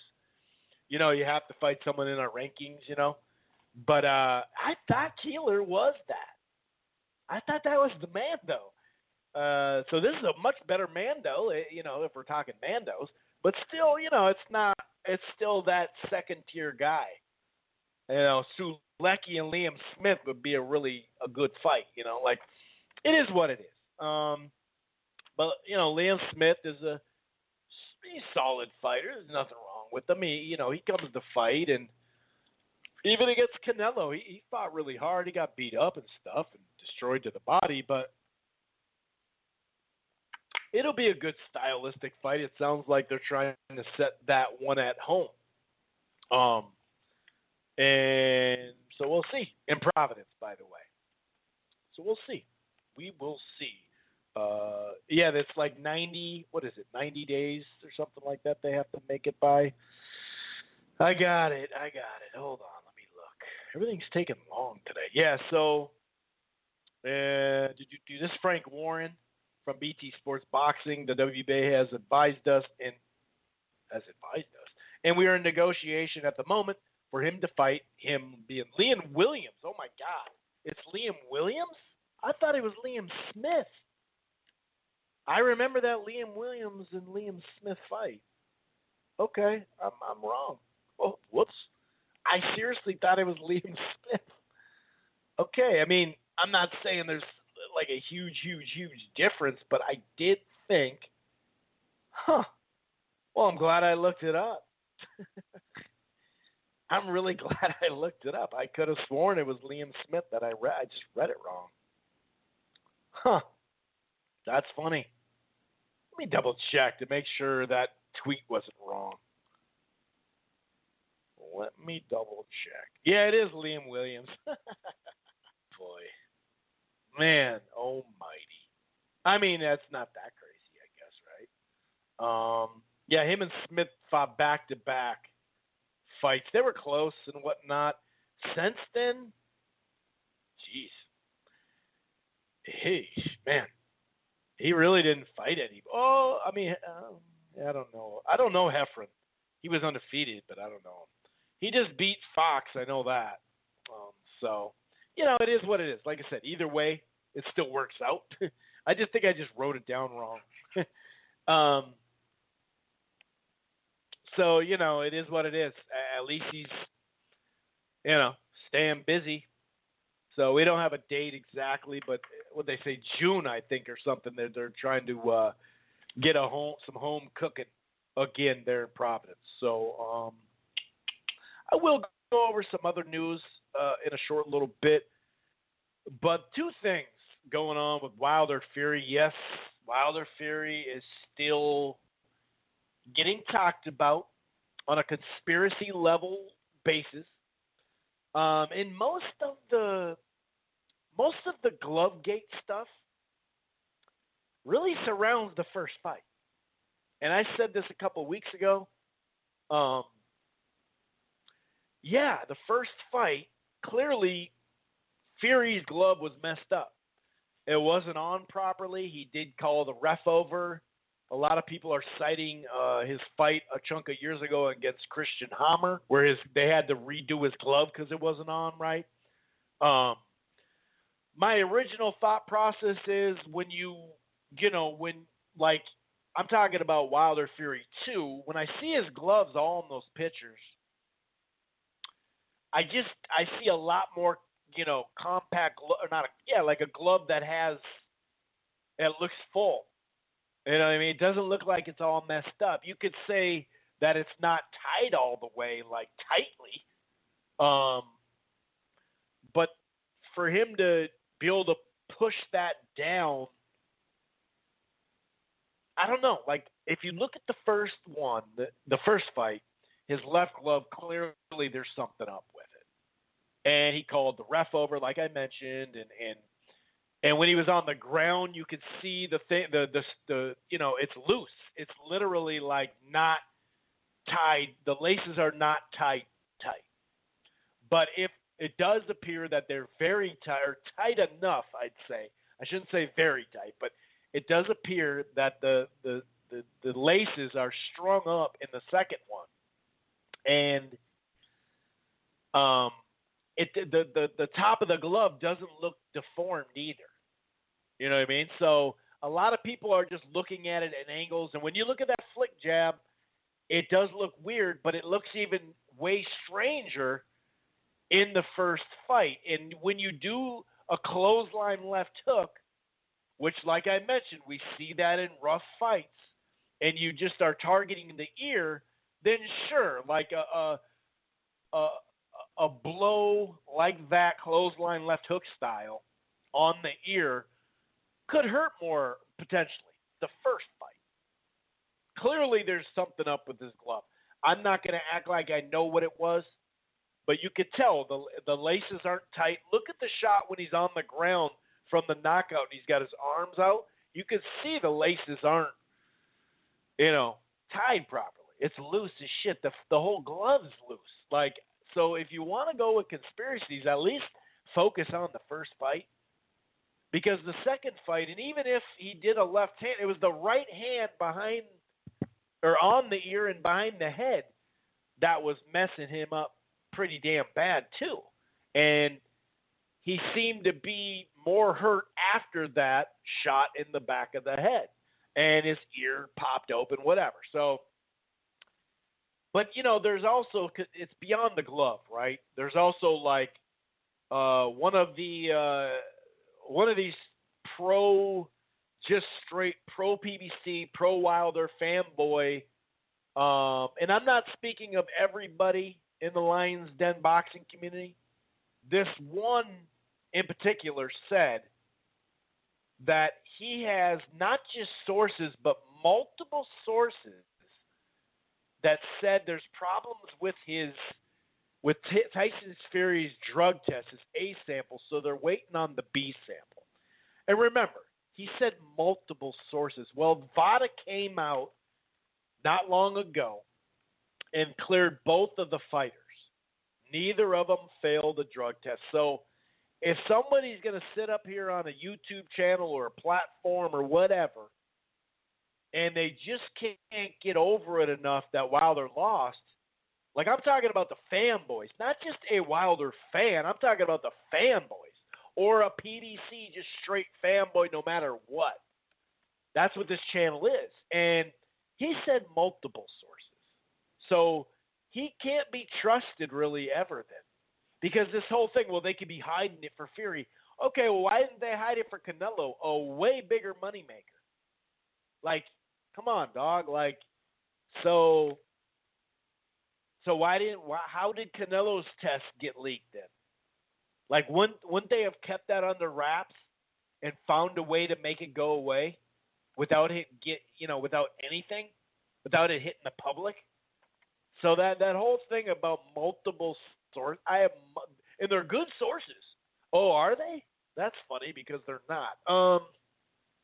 But I'll tell you what, with all this conspiracy stuff, now you notice Fox and ESPN hasn't started talking about this stuff much, right? But come July, you could bet your bottom dollar they're going to talk about it. Now they may, as they bring it up, they'll probably dismiss it. And they'll say, all these conspiracy theories, blah, blah, blah, but let's, they'll talk to like Andre Ward, or they'll talk to one of these experts, right, or Sean Porter or something like that. And then they'll clear the air probably, right? But with all this stuff, we're still talking about this fight. And even though the conspiracy theories in the second fight, it's just like, come on, dude, what are you talking about? Stop. He lost. I actually believe his legs more than I believe the glove thing in the second. That's for damn sure. Because his legs did actually look a little slow if you compared it to fights where he moved a little bit. But this thing, a lot of people think that they don't want the trilogy, all this stuff. But this thing might do the same numbers, and it might hit 1 million pay-per-view buys just because of the online presence, dude. I mean, this shit is getting – I can't believe we're still all talking about this. But, you'll see a picture and you'll be like, dude, there is something wrong with that. Or, like I said, the flick jab can be deceiving, that type of thing. So, there's no denying he had a glove problem in the first fight. There's just no denying. I mean, that's for sure. But, to say he had his fist in his wrist area of the glove, you can't just, oh, yeah, for sure. Oh, it's definite. Because, like I said, you go back to that first fight, when he's on the ground, his glove is loose. Look at the shot, But a lot of people say, oh, they see knuckles. They see knuckles in there, but they're talking about the first fight. A lot of them. So which one is it? Was it the one where he was getting his butt kicked past the second round? Or was it the first fight? You got to at least make a decision there. First fight, left glove, yeah, it's funky as fuck, dude. I'm not alleging anything. I'm just saying the glove is loose, blah, blah, blah. I got to stop talking about this. We got 2 minutes left of the stream. 646-381-4990 is the 4990. I thought I added another 9. Is the number to call. I see a couple of people popping in real quick. They must be wanting to listen to it on the go. It doesn't look like Carcino's going to make it. I'm going to just text him real quick. Let's see here. There it is. You heard her. 90 seconds. Let's see if we can get Cino in. But I don't know. I mean, I'll go over some more news, and I do want to hit up some Twitter stuff because it's really funny. But there has been a decent amount of good fights made. Not great, but good. Another thing from well, I won't even get into it. Trainer Andre Rozier tells me, and this is Sean Pasbon on Twitter,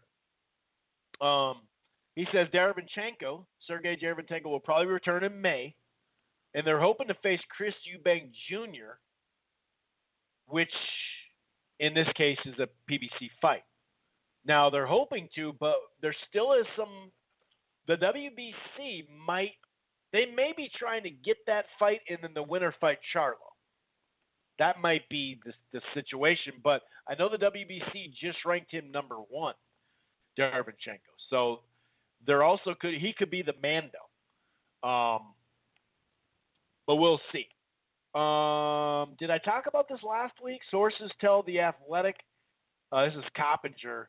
Gervonta Davis. I think I did talk about it. Gervonta Davis and Leo Santa Cruz in advanced discussions. If a deal is completed, it would likely be in the summer in Los Angeles. Either way, sign me up for that fight. I sure would love it, though. If if it was at 130, even more, I'd love it. Sergey Kovalev and Sullivan Barrera, at a catchweight cruiserweight. Because I remember hearing that. Now that I think about it, I think Barrera did say, or Barrera. I was talking about Barrera earlier on a different podcast, a local sports guy. Did Sullivan say that he was going up too? Because I remember Kovalev saying he's going to cruiserweight. So this is going to be a catchweight. Kovalev Barrera, which that works for me. This is, April 25th, I believe. It's going to be at the Fantasy Springs Casino in Indio, California, on DAZN. That's the main event. Let me double check. Yeah, I think it's the 25th. And the co-feature is a fight they've been tweaking a lot, because this thing's supposed to be made a little while ago, but they got it done. Patrick Teixeira versus Brian Castano for the WBO belt. That's the co-feature. And that's a good fight. I like Castano in that. I don't think a ton of Teixeira, but, he did pull an upset recently. So that's a fight that got made not long ago. Speaking of Canelo, it sounds like they're trying to lock in, obviously, the Golovkin fight for September. And John Skipper, the head over there at DAZN, he has proposed a 3-fight package. It's coming from BoxingScene.com. So it's within the structure of the 11-fight contract, right? But basically, he'd fight Billy Joe Saunders right in May, and then in September he'd fight Golovkin, whether it be Vegas or Texas Stadium, yada, yada, yada. And then the third fight would be Murata in Japan.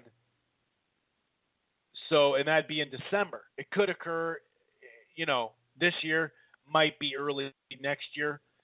So it's basically like, hey, take this fight Golovkin, and then we'll let you go to Japan maybe, and do your thing there. So, yeah, I mean, if he fights, Billy Joe, which sounds like he's gonna, and then fight Golovkin, I still want to see that Golovkin fight. And I think just in general, as a boxing fan, supporting platforms that give you good boxing, which is really what it's about, and DAZN does that. They may not have too many fights so far this year, that's for sure. They really haven't had many, but they've still given us quality, especially the undercards, very quality, quality fights. So yeah, that's something that's kind of interesting. But here I was talking about the pay-per-view. Here's 100 days, they say. 100 days pay-per-view. On top of the BT Sport and Sky package, right? Du Bois, Joe Joyce, Daniel Du Bois, Joe Joyce, April 11th. White Povetkin, May 2nd. Usyk Chisora, May 23rd. Joshua Pulev, June 20th, and Fury Wilder, July 18th. That's a lot of pay-per-views from April 11th to July 18th. It seems like HBO, like in 2000, what was that? 7 or 6 or whatever, where they got to like 11 or 12. And then even the UFC, when they do they got up to like 13 or 14. That's a lot. And, a chunk of years ago, that Sky Sports, man.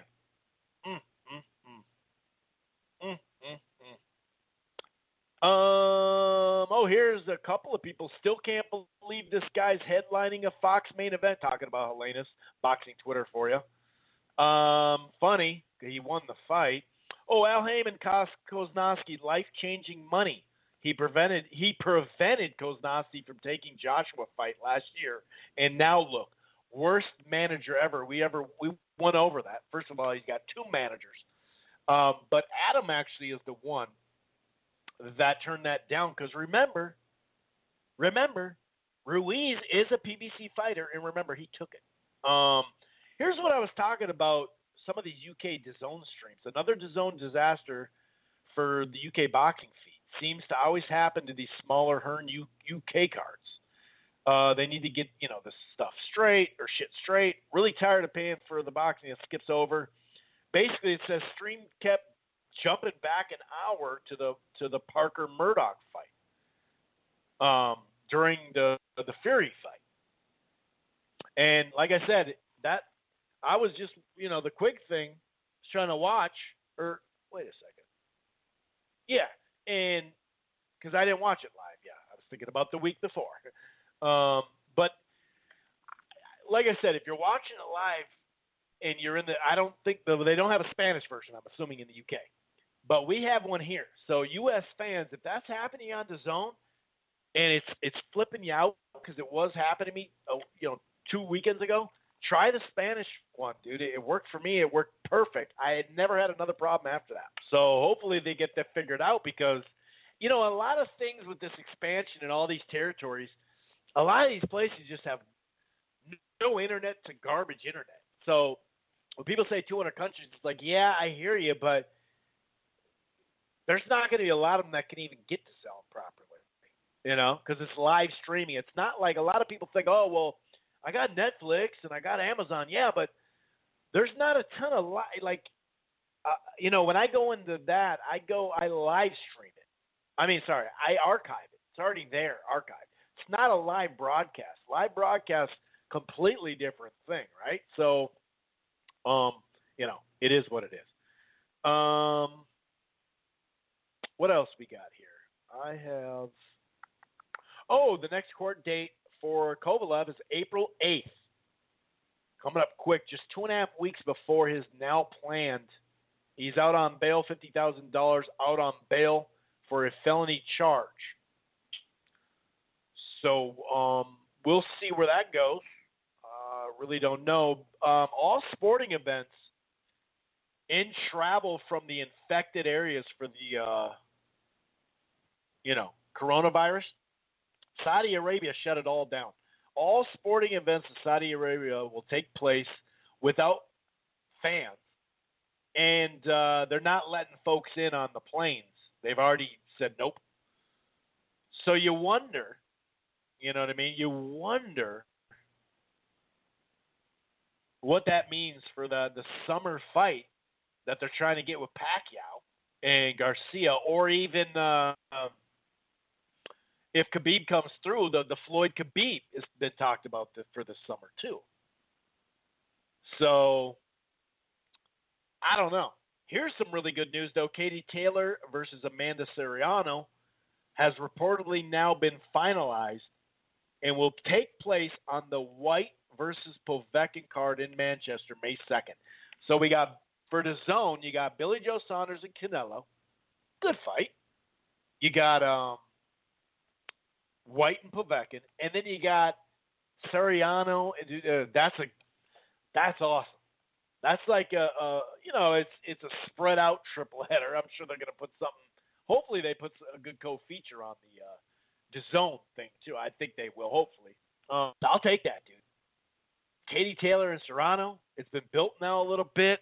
This is good. I like that fight a lot, dude. And I'm interested in White Povetkin. I don't really know exactly what Povetkin has all the way left now, because of his last performance, and he got hit plenty in that one, so who knows? But stylistically, you can't sit there and say it's going to be a boring fight, So, yeah, that's a good day. May 2nd is a good day, man.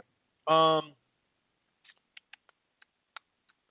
I did mention this too. The co-feature, I believe, the Cuban prospect who had a great, what is it, like 122-2 or 121-2.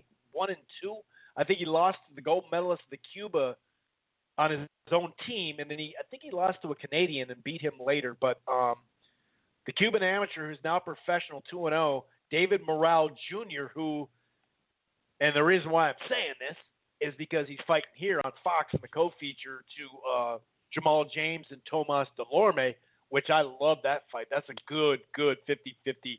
Either guy could win that fight. That's going to be here. Tickets are, by the way, if you want to come up to the Armory or local fans listening to this, start getting those tickets now, dude, because the floor is going quick. It's not all the way up because you do have, like, Vivid seats, you know. You have some other places. It's mostly Vivid seats usually. But the shit's going fast. And, you know, you can get your standing room, you know, in the balcony and, you know, the club level. You can get it for $25 and get it, you know, higher than that too. But if you're trying to sit on the floor, just a heads up, you gotta get your ass going. And by the way, for the 3 fights coming up this summer, so one in April, June 14th, and then August 15th, I think it is, they have a package deal, a season pass they're calling it, which is dope. So a season pass, and I thought it was for all 4 because there's a November, but there's a season pass for $425. You can go to all the fights, all 3 of them for $425. And I saw one today for row 3 in row 7. So you'd be up close. It's a pretty good deal, I'd say, because I think those tickets, you get a deal on the tickets. You basically get, like, I think about $25 off each ticket. And then you don't got to worry about it either. You got your season pass, which I think is good because there's always going to be, like, a foundation of, like, 2,000 people that go there. So why not try to sell 500 of those or something like that? I think it's a good deal. But I'm biased, you know, of course. Anyway, here I am running away. But David Morrell Jr., the standout, they're trying to move him like Loma. I mean, this isn't like Loma, but you know what I mean. Because Salido and this dude he's fighting have nothing in common. But anyway, he's taking on Lennox Allen, a guy who took some time off in his career. He's back. He's kind of had a weird career. He's 22-0 with 1 draw, 14 KOs. Prospect-wise, I like the fight. It is what it is as far as any kind of title. You know what I mean? I have no clue. So, yeah, I think that's about it. Oh, we do have some news, and it always cracks me up, some of the misinformation that goes out there. We do have some gate news. And, yes, I did say gate news, live gate news. Let me see here. So we got 3 different gates. These always come out a little bit later. The Chavez-Jacobs fight sold 8,900, basically 9,000 tickets. It did a live gate of over 400,000, 406,920. So basically 407. Over 400,000. That's what that did, according to a couple of folks. Actually, this is legit because they actually, unless they fudged the number on the email that they got back, it looks like a legitimate email thing, right? And the other 2 gates we'd like to talk about, and remember, Chavez Jr. had a big fight not all that long ago with Canelo, obviously, right? The shit did a bunch of pay-per-views. And, you know, Danny Jacobs was coming off of a fight with Canelo. So 400,000 is low. It's nice that I'm glad they priced him right. Obviously, it was smart, but 400,000 is weird. Munguia and Inoue fought at the Toyota Center, and they did a gate of 312,000, a live gate. And then Jamal Charlo and Brandon Adams did a live gate of 522,000. There's no ticket information with those. Those are just the live gate numbers. Kind of interesting that Charlo and Adams did more than – I mean, if this is exactly true, that these two numbers I'm not 100% positive because I don't have the tickets sold, but if that is true, which it seems like it is because I checked two different sources, they're both in Houston. Someone got both Houston. I don't know. 100%, I'll double-check them again as time goes by because they'll start to come out probably, but – that's kind of interesting that Charlo fighting Adams. He was in his hometown, but, Phoenix, Mexican-American, huge. So that's kind of some interesting stuff here. Here's some more Twitter stuff. Basically, basically some dude said, I used to think there was a gaping hole, pause, Jesus Christ. I used to think there was a gaping hole in covering club fights since Friday Night Fights went off the air until I realized PBC is putting on the same quality of fights and pretending they're elite matchups. Well, nobody pretended that it was an elite fighter or matchup. But was it really a shit matchup when Kownacki got knocked out? I mean, was it? Huh. Weird. Weird that you say that when they actually look what happened in the ring. Don't forget about what happens in the ring. Oh, here's another one. This is some Terrence Crawford because yesterday, Floyd Mayweather said Terrence Crawford is the pound for pound. Not long ago, he said Canelo. I remember he said Chocolatito a while back, but he says Crawford's the guy. Gervonta is the most exciting. But Terrence Crawford's the best. And this is actually from last week. I don't know if I wrote this, but this Crawford thing, I understand. If you're a fanboy of Crawford, I get it. I love Crawford. The Crawford-Spence fight because of more versatility with the southpaw and the outside stuff. And the combination of, is Spence for sure 100%? I don't know. The time out of the ring, whatever. I lean Crawford because of versatility in that fight, barely. But I'm on the fence. But if I had to choose right now, I would lean Crawford. So I'm not against him. I love him. But this is what the guy said. And this dude tries to act, he calls out all these fanboys, but this is his tweet. Terrence Crawford is not only the best fighter in the world, but he's probably the meanest in the ring. Terrence Crawford, not only the best fighter, that's arguable, but I'm with it, whatever. But he's probably the meanest in the ring. I'm convinced that this massive debate that's been raging online is going to accumulate itself with a very bad night for Spence whenever they do fight. I mean, a very bad night sounds like an ass whooping. I don't know how many very bad nights you have, but dude, really? Like, wow, rips PBC fanboys all the time. And hey, rip away. But why you ripping when you're a fanboy yourself? And that's like, it feels like more and more, like percentage-wise, 75% or something of Twitter now. Like, you're a fanboy, but I'm going to tweet some fanboy shit the opposite way. You know what I mean? Like, but he's the meanest guy in boxing, and he's going to give basically like a very bad night. Sounds like he's going to fuck him up. And I don't think Crawford fucks up Spence. I think it's a 50-50 fight. Like I said, I do actually favor Crawford just because of the versatility. Oh, you know what? There has been a little back and forth to Julian Williams, about Julian Williams saying no, because remember, he had a lot to say, J-Rock, about her not taking the rematch. This is what he said. I generally don't care whether we fight or not. I already won. He's got to live with that. The fact that he lost to me in his hometown and then he ducked the rematch. He's got to live with that. I don't got to live with that. So if we fight, we fight. If we don't fight, we don't fight. It just sounds kind of funny that you're going to, I don't care, just that and the third. And, there was speculation about VADA testing and whatnot. I'm not sure. Oh, this is a good time to do this. So what I'm going to do here, Portland, just so you know, I'm going to go over a little bit more boxing Twitter because it's so fun. Oh, wow. So I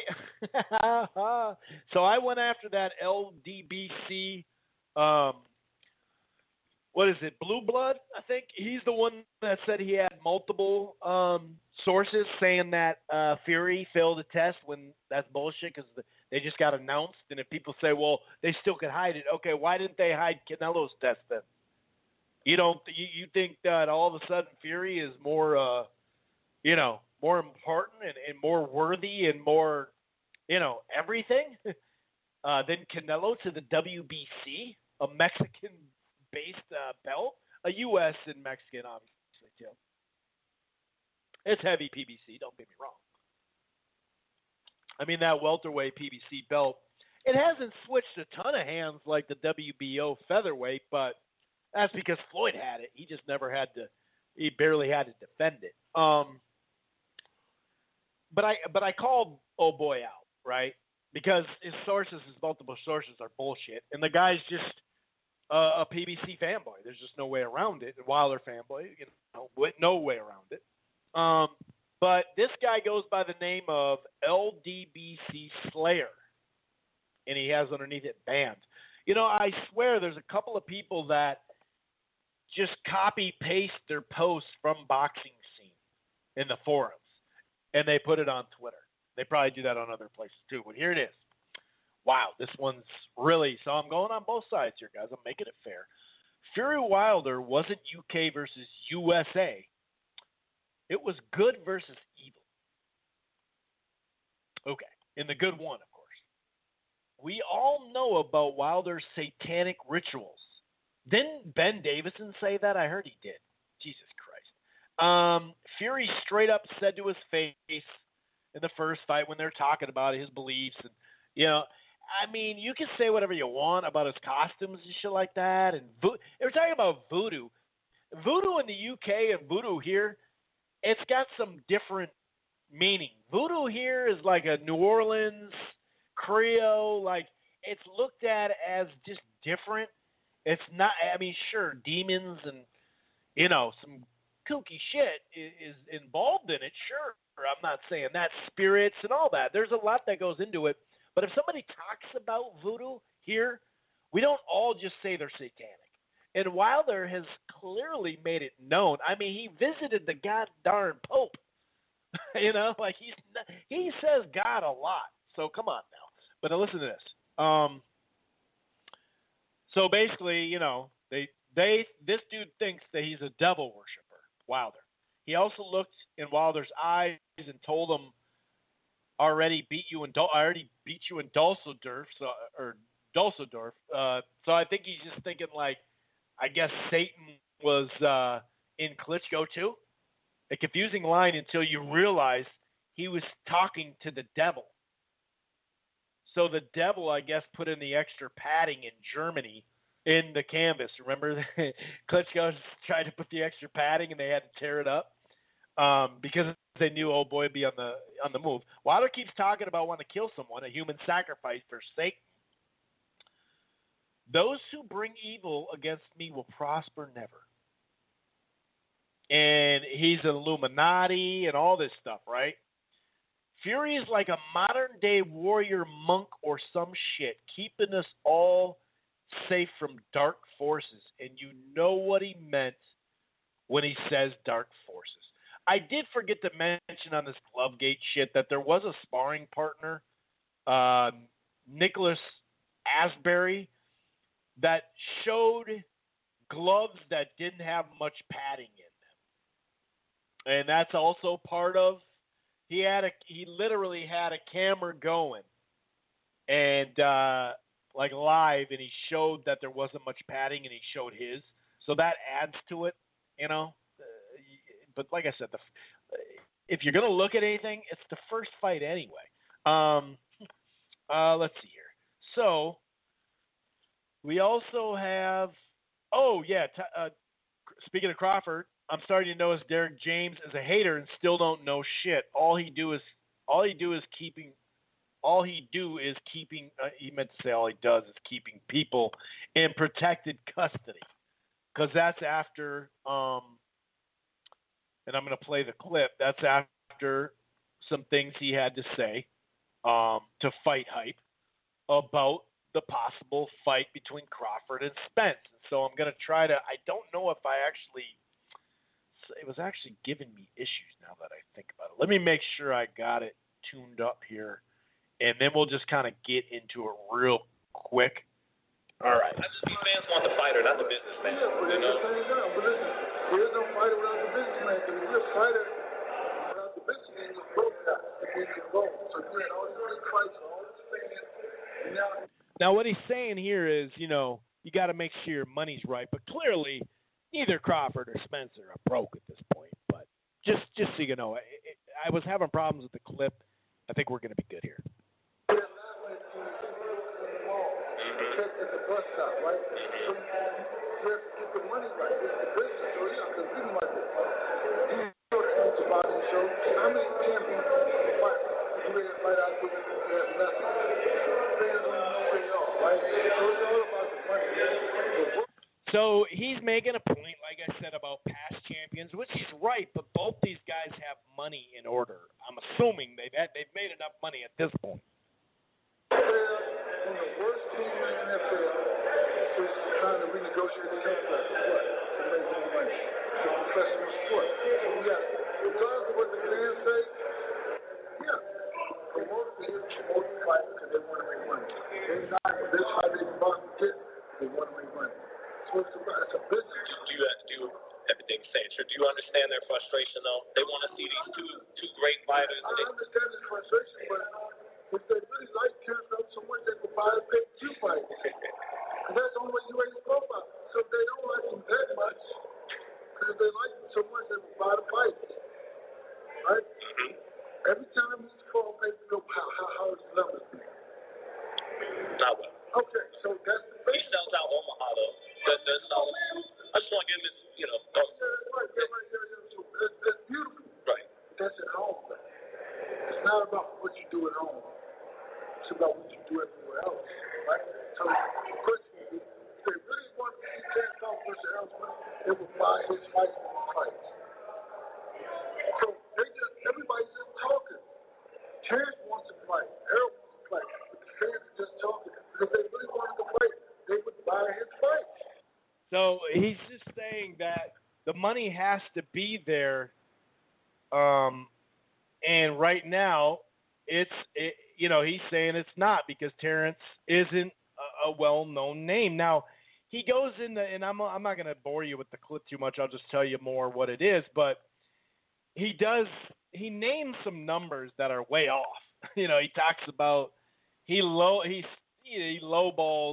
Crawford's last pay-per-view majorly with Amir Khan. I think he was thinking about the Postal one. He probably lowballed that too. And he overdid it. He said like 500,000 for Spence, which was not true. But that, it wasn't long ago.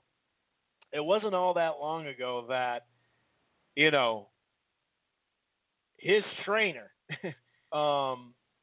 would say stuff like, I just train the fighters. You know what I mean? So he's probably getting sick of hearing it too now. You know what I mean?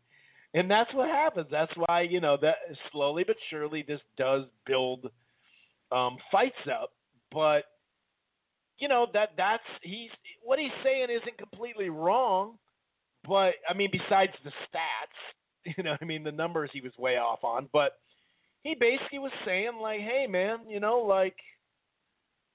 both these guys got to get paid, and the promoters got to get paid, the networks got to get paid, and if you look at, no, they're not going to get as much money up front as Wilder and Fury did as far as rumored money that they got, but it's still a lot of money, and,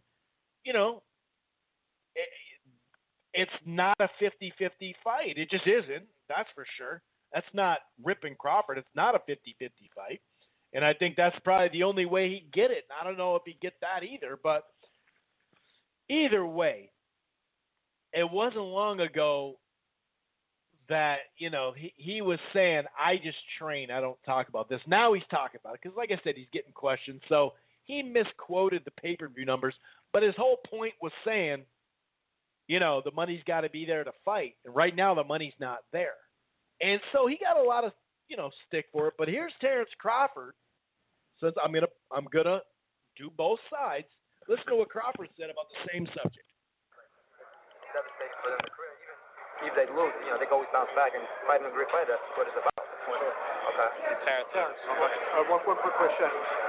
With the way everyone, sorry if this has been asked already, with how well everyone's been working well this week, are you optimistic that there's no more hurdles, whether it's Spence or another fighter from the PBC, that there would be no impediment for a fight for you?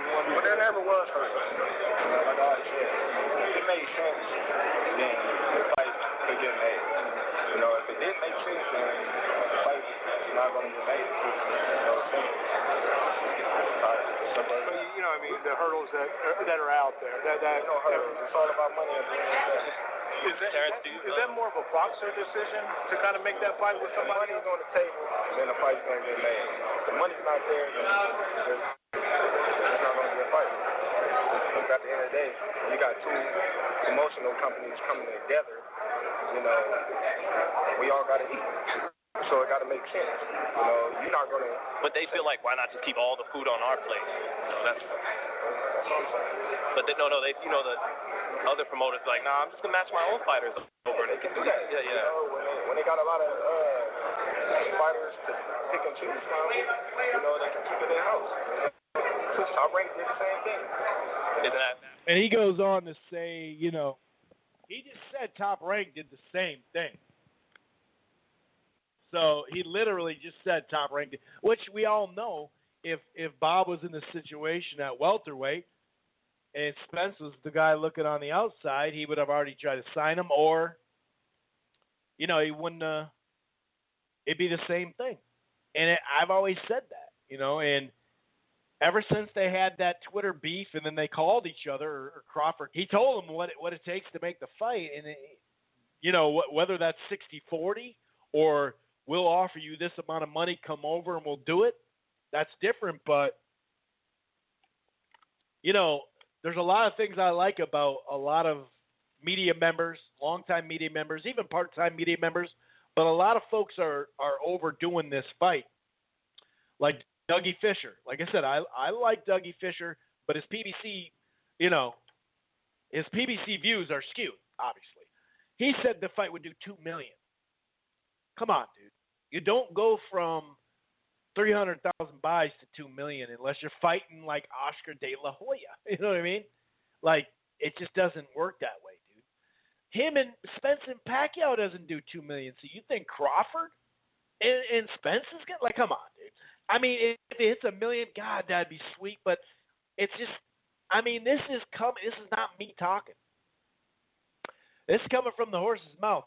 Crawford said it himself. It's never been a problem. It's money's the problem. And Bob Arum said it a chunk of years ago as welterweight. As Crawford was entering the welterweight is what I meant to say. He said, end of 2019, 2020, whatever. Obviously, Spence is delayed right now anyway. It seemed like Spence is going to fight Garcia in January and then Pacquiao in July. Well, obviously, he screwed that up himself with the accident.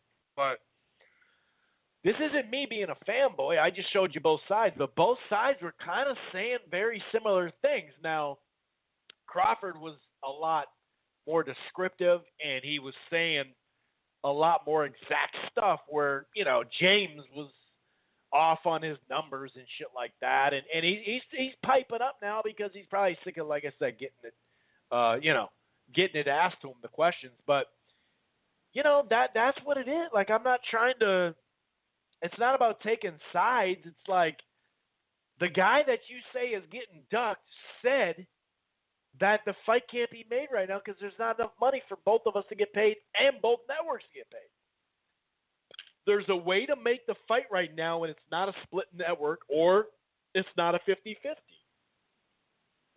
And if you're honest with yourself at home, It's not a 50-50. There's been plenty of great fighters, pound-for-pound fighters, that didn't take a 50-50. And then we hear all this stuff like, oh, man, I remember this one tweet was talking about, B-Hop and, guys like B-Hop. He named like James Toney, B-Hop, and Roy Jones would never say all this stuff.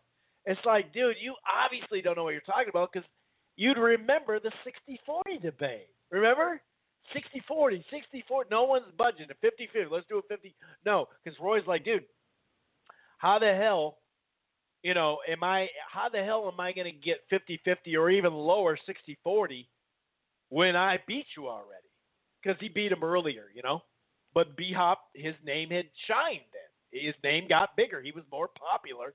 People don't realize that, but he had been on a pay-per-view and stuff like that. That went big. And he was popping at that moment. And the 60-40 thing, I'll never forget it. One was after a fight on HBO when they used to do the live broadcast. 50-50, 64, no, 64, no, 50-50. How am I going to get you this? They were arguing about it live on air. But it's only now, especially with PBC fighters, that the business is getting involved. Like I said, ask Aaron Pryor Jr. if he ever got his shot at the Four Kings. Sugar Ray Leonard, Duran. Did Pryor get that shot?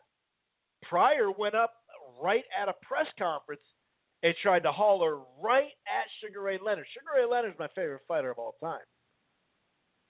And it was like, anyway, he didn't get the fight because he was too good, and it was just money-wise.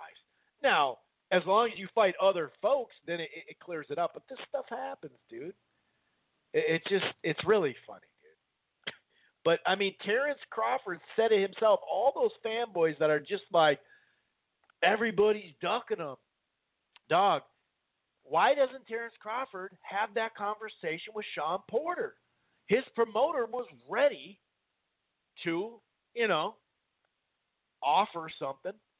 Sean Porter's pops, who does handle day-to-day business of Sean, Ken Porter, said he got, and this is months ago now, said he got the permission from Al to start negotiating. They were supposed to have this at Wilder Fury. They were supposed to have a talk. So why isn't Crawford having the talk? We know he's not getting Spence next. Why doesn't he have a talk with his good friend Porter? Porter said, we got to have a talk. Let's have a talk. Well, does Porter need to fight or does Crawford? Who needs to fight more? I mean, Porter's fought Kell Brook, Adrian Boner, popularity-wise, Keith Thurman, Danny Garcia, and Spence. Tell me again who needs that fight? I mean, I'd love to fight, and it's perfect to get the Crawford fight for Porter right now. That's why I want him to do it so bad. Because, and maybe they're thinking that's a fight in the future, and I get that. That's fine. Why even risk it? Why not just go right there? Or why put it on pay-per-view and do just so again, and then you're down in the negotiations? I get some of that. But, dude, I mean, that's a perfect fight because it was such a competitive fight with Spence. If you go out there and win a 9-3 clean or more, right, that'll sway. That'll get you more popular. That'll sway. You put that in the Barclays or Madison Square, you put that in New York, that's just going to pop off. That'll be one of the highest gates he's ever done. It'll be at least as high as the Con Gate. That's for sure. So, I'm not taking sides. I already said I'm on the fence for a pick, but if I have to lean, I'm leaning versatility like I do in most fights. But, when I see versatility of the Mikey Garcia fight, style in which Spence fought, not the matchup with Mikey, but the style, the more patient, the more, in a sense, angles, but also the proper footwork and the distance that I saw in Spence, that makes me go, huh. But it's a 50-50. I'm on the fence.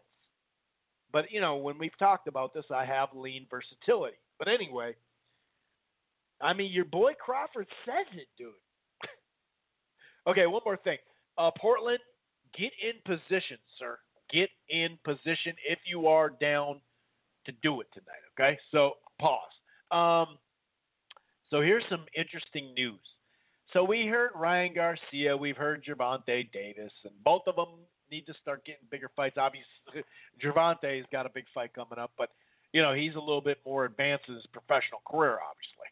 And, you know, the last few opponents just haven't really done much public for obvious reasons. However,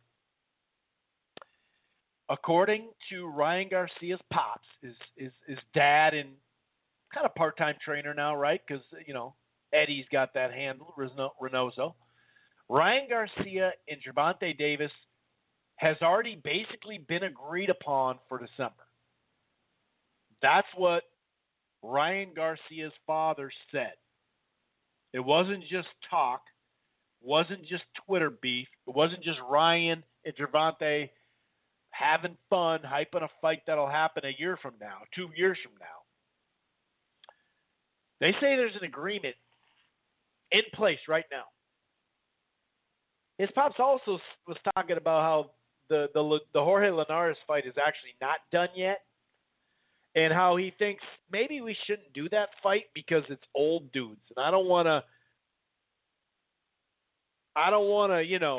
fight an old guy and not get credit. But if you're gonna fight Gervonta next after that, dude, don't worry about that. Fight Jorge Linares, dude. You know, on the broadcast, they could talk about that Lomachenko fight. And he looks the part a lot of ways. You could talk him up as a guy offensively who has a ton of skill. Do the fight. Now, you know, I don't know. Maybe Jorge Linares is outpricing himself. Thing is, it's the zone, dude.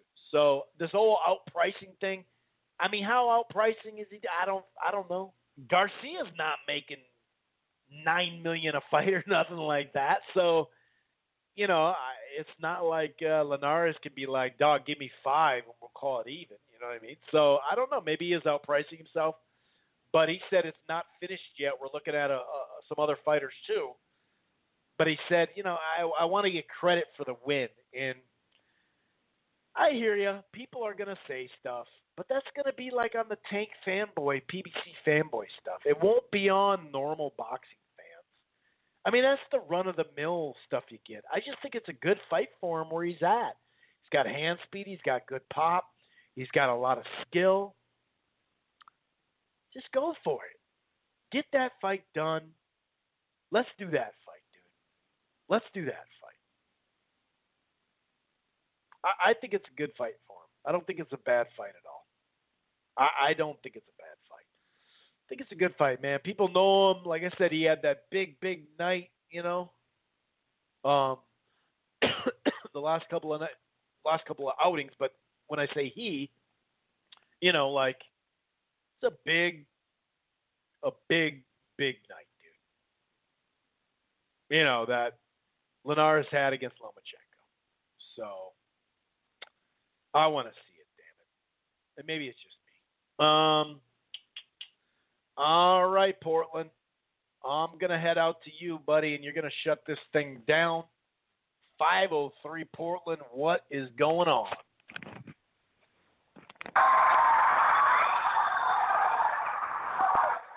Mexicanos al grito de guerra, el acero abre esta piel gritón. Y retiembla en sus centros la tierra al sonoro rugir del cañón. Hey, yo, hey, what up, Chris? Hey, yo, how everything's good here on my side, man. Oregon's beautiful today. The fucking moon looks like a Halloween pumpkin, but everything's good on my side, man. How you doing, Chris? I'm doing good, man. I'm doing really good, and the weather's starting to turn here, man. Yeah, hell yeah. Here it is too, man. It was actually sunny for these last 2 days and shit, so it's like, you know, that was definitely a change, you know what I mean? Like, it was raining cold and shit, and all of a sudden just changed. But yeah, man, doing good. And but man, like I said, I'm looking at I don't know, man. I'm looking at the moon right now, man. Looks crazy as hell. But yeah, man, we're here to talk boxing, man. big upset last weekend, right? Damn, dude. You know, let's start off with the PBC card real fast. That happened over the weekend. I got to see that Frank Sanchez fight. You know, he's pretty good. He's solid.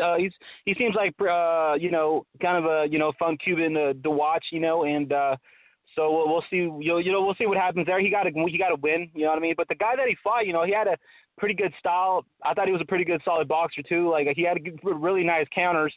But you know, Frank Sanchez got it done, and you know, he moves forward. I don't believe his age that he says he is, but all to him. and also too, man, the upset probably right now of the year, right? Robert Helenius defeats Adam Kownacki, 4th round, man, TKO. But man, dude, that what a good fight for what it lasted for, man. You know, that 2nd round, man, that shit was dope. I do believe, I think that's what, you know, the first knockdown. Where I believe it was a knockdown where Adam fell first and it didn't get counted, but I believe that's where it started because he got hurt, man. He looked like right away he looked dazed. So and then I mean he was really saw that, hurt, you know, dude. captured it. Yeah, hell yeah. Balance. So I mean, it actually would have maybe helped him if they called it a knockdown, but he probably would have still got up. I thought that was a problem too. He should have just stayed on his knee when he actually did get a called knockdown, you know. Yeah, man. Sometimes, you know, you don't have, you know, you could play by the rules, man. That sometimes, you know, you could take a knee and just take a count. And, you know, a lot of people do that. So he should have this time, I believe so. Or, you know, at least, like you said, like a 10-second count or an 8-second count would have been nice, you know, to kind of recuperate because he was hurt, man. And then, like, you know, but then Helenius followed up, knocked him down for real. This one got counted, and, you know, that was the beginning of the end, man. And then Helenius just saw blood, man, and finished him off. So, you know, nothing but respect to Helenius. I thought, you know, what made the difference, I thought, in my opinion, I believe it was that reach advantage on Helenius and then that height. I just felt like that kind of, you know, was better on over Kownacki because, like, you know, the Kownacki had like a short, like, kind of reach, and he was kind of like, you know, shorter. So it's like, you know, I believe I just feel like it was that reach advantage that got him the win. But you know, Adam tweeted something earlier saying, you know, he's not going to give up. You know, people. Or I believe he said something to the likes that, you know, the greats have fallen, you know, so he, you know, and they've come back. So I believe, you know, there's one loss, you know, everybody can get knocked out anytime, man. This is a heavyweight division. You know, keep your head up, you know what I mean? Get another win. I mean, it's still early, you know what I mean? It's still early in the year. So, you know, try to get, you know, recuperate and, you know, try to get a win maybe after the summer. Because I know that was a TKO loss, and they probably want, you know, the medicals got to get right. And even though I'm sure he wants to get there, get back, you know, for that rematch immediately. So, you know, let's see what happens there, man. But man, like you said earlier too, Chris, you know, they were saying, you know, his handlers are getting blamed for not taking that Joshua fight. Damn, that does suck, man. I don't know what to say. Maybe he should have taken that fight, man. You know, after seeing that. What? But, you know, one loss on me shit. He came out and said it. He came out and said, "I'm not ready. I want a full camp." He said it, you know? Mm-hmm. So it's like, yeah. So he was offered the fight and turned it down. It wasn't Conley or Heyman. He admitted he turned it down. Oh, okay. So yeah, it's his fault. It's not his fault, right? Yeah. fault. It's his fault. And I noticed that Al Heyman doesn't get credit when Ruiz did take the fight, a PBC fighter, right? I mean, wasn't it a PBC fighter that actually took the fight? Am I right there? Yeah, it was. But I don't think Heyman should get the credit. I think Andy should get the credit because he took the damn fight. But that's what I'm saying. So you only blame people in this situation. But then, so is that Al Heyman's? Is that a positive then? No, it's Andy Ruiz decided to take it. You know, it's pretty basic stuff. Yeah. Like you said, you know, he I mean, he said it was him. So, you know, he only has himself to blame. That, you know what I mean? That sucks. That's a, you know, even if you were out of shape, I mean, like, just go in there, dude. You know what I mean? Fuck it. You know what I mean? That amount of money, like the lottery. I mean, that's lottery money right there, man. Like. And I don't know, you know what I mean? So if he didn't take it, so, you know, he can only blame himself. But I'm sure, there's still Deontay Wilder fights. There's still Andy Ruiz fights out there. So, it's the heavyweight division. There's money fights out there. That's, you know what I mean? Dillian White, Chisora, England, you know what I mean? There's plenty of fights that could be made. But also, too, man, what else? Hold on, let me check my notes real fast. I had some written down real quick. Since we're sticking out the heavyweights, let me just say that controversy with the glove with Tyson Fury, that's kind of weird. I saw the photos. It does look a little weird.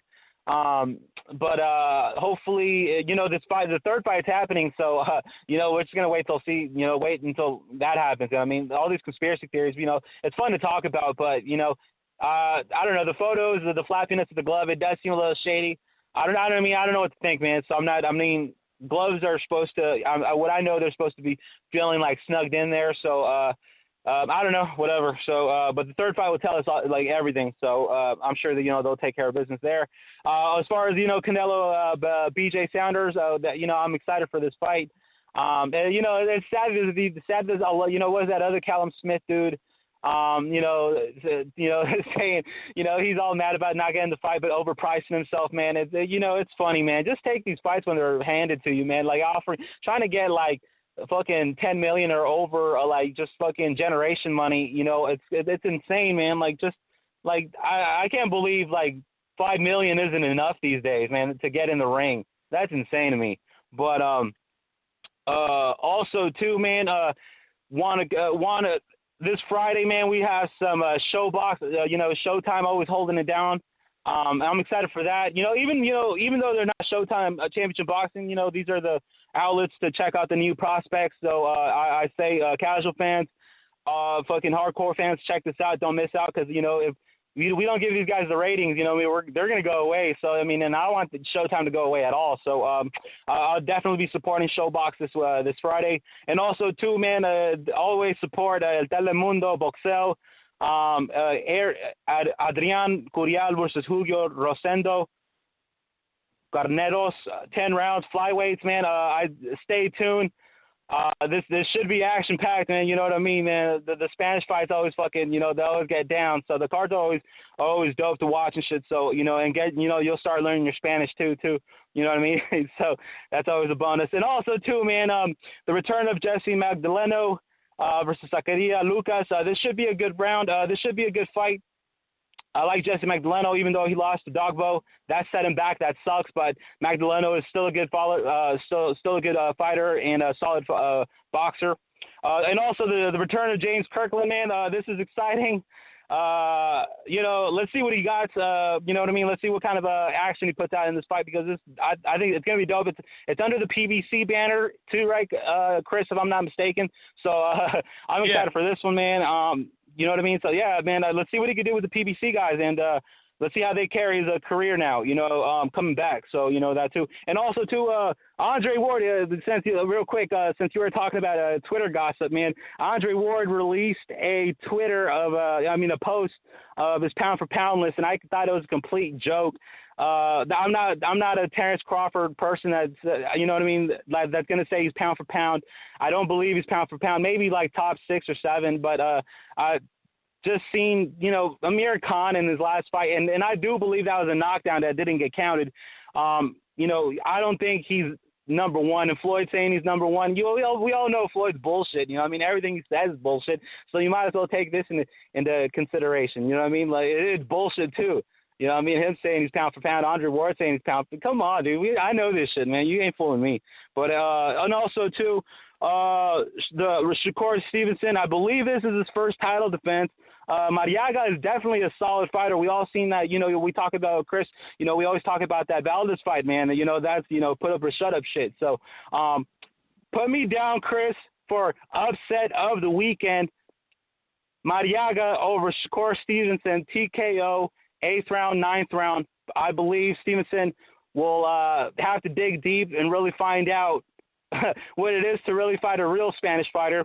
A real tough dude, man. And I believe Marriaga will take this one. So, that put me down, Chris, for this big upset right here, man. And But yeah, man. But as far as that, Chris, I don't have too much to say, man. Chris, I want to give you a big shout out, man. You're always holding it out for boxing, man. Thank you all the time, man.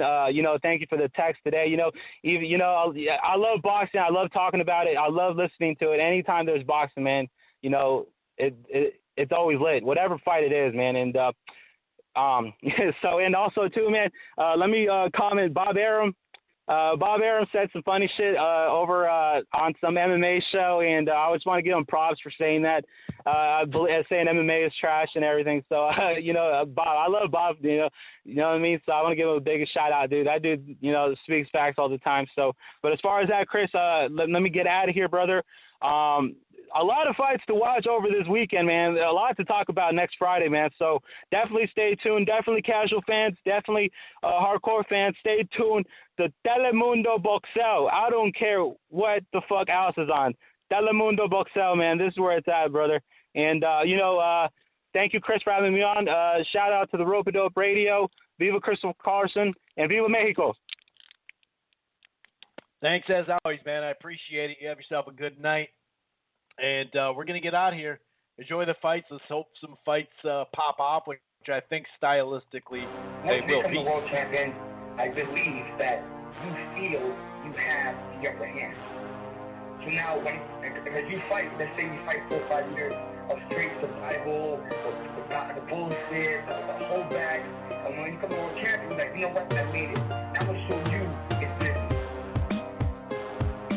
So I'm going to get every dollar worth of what I deserve. Why? Because I'm the world champion.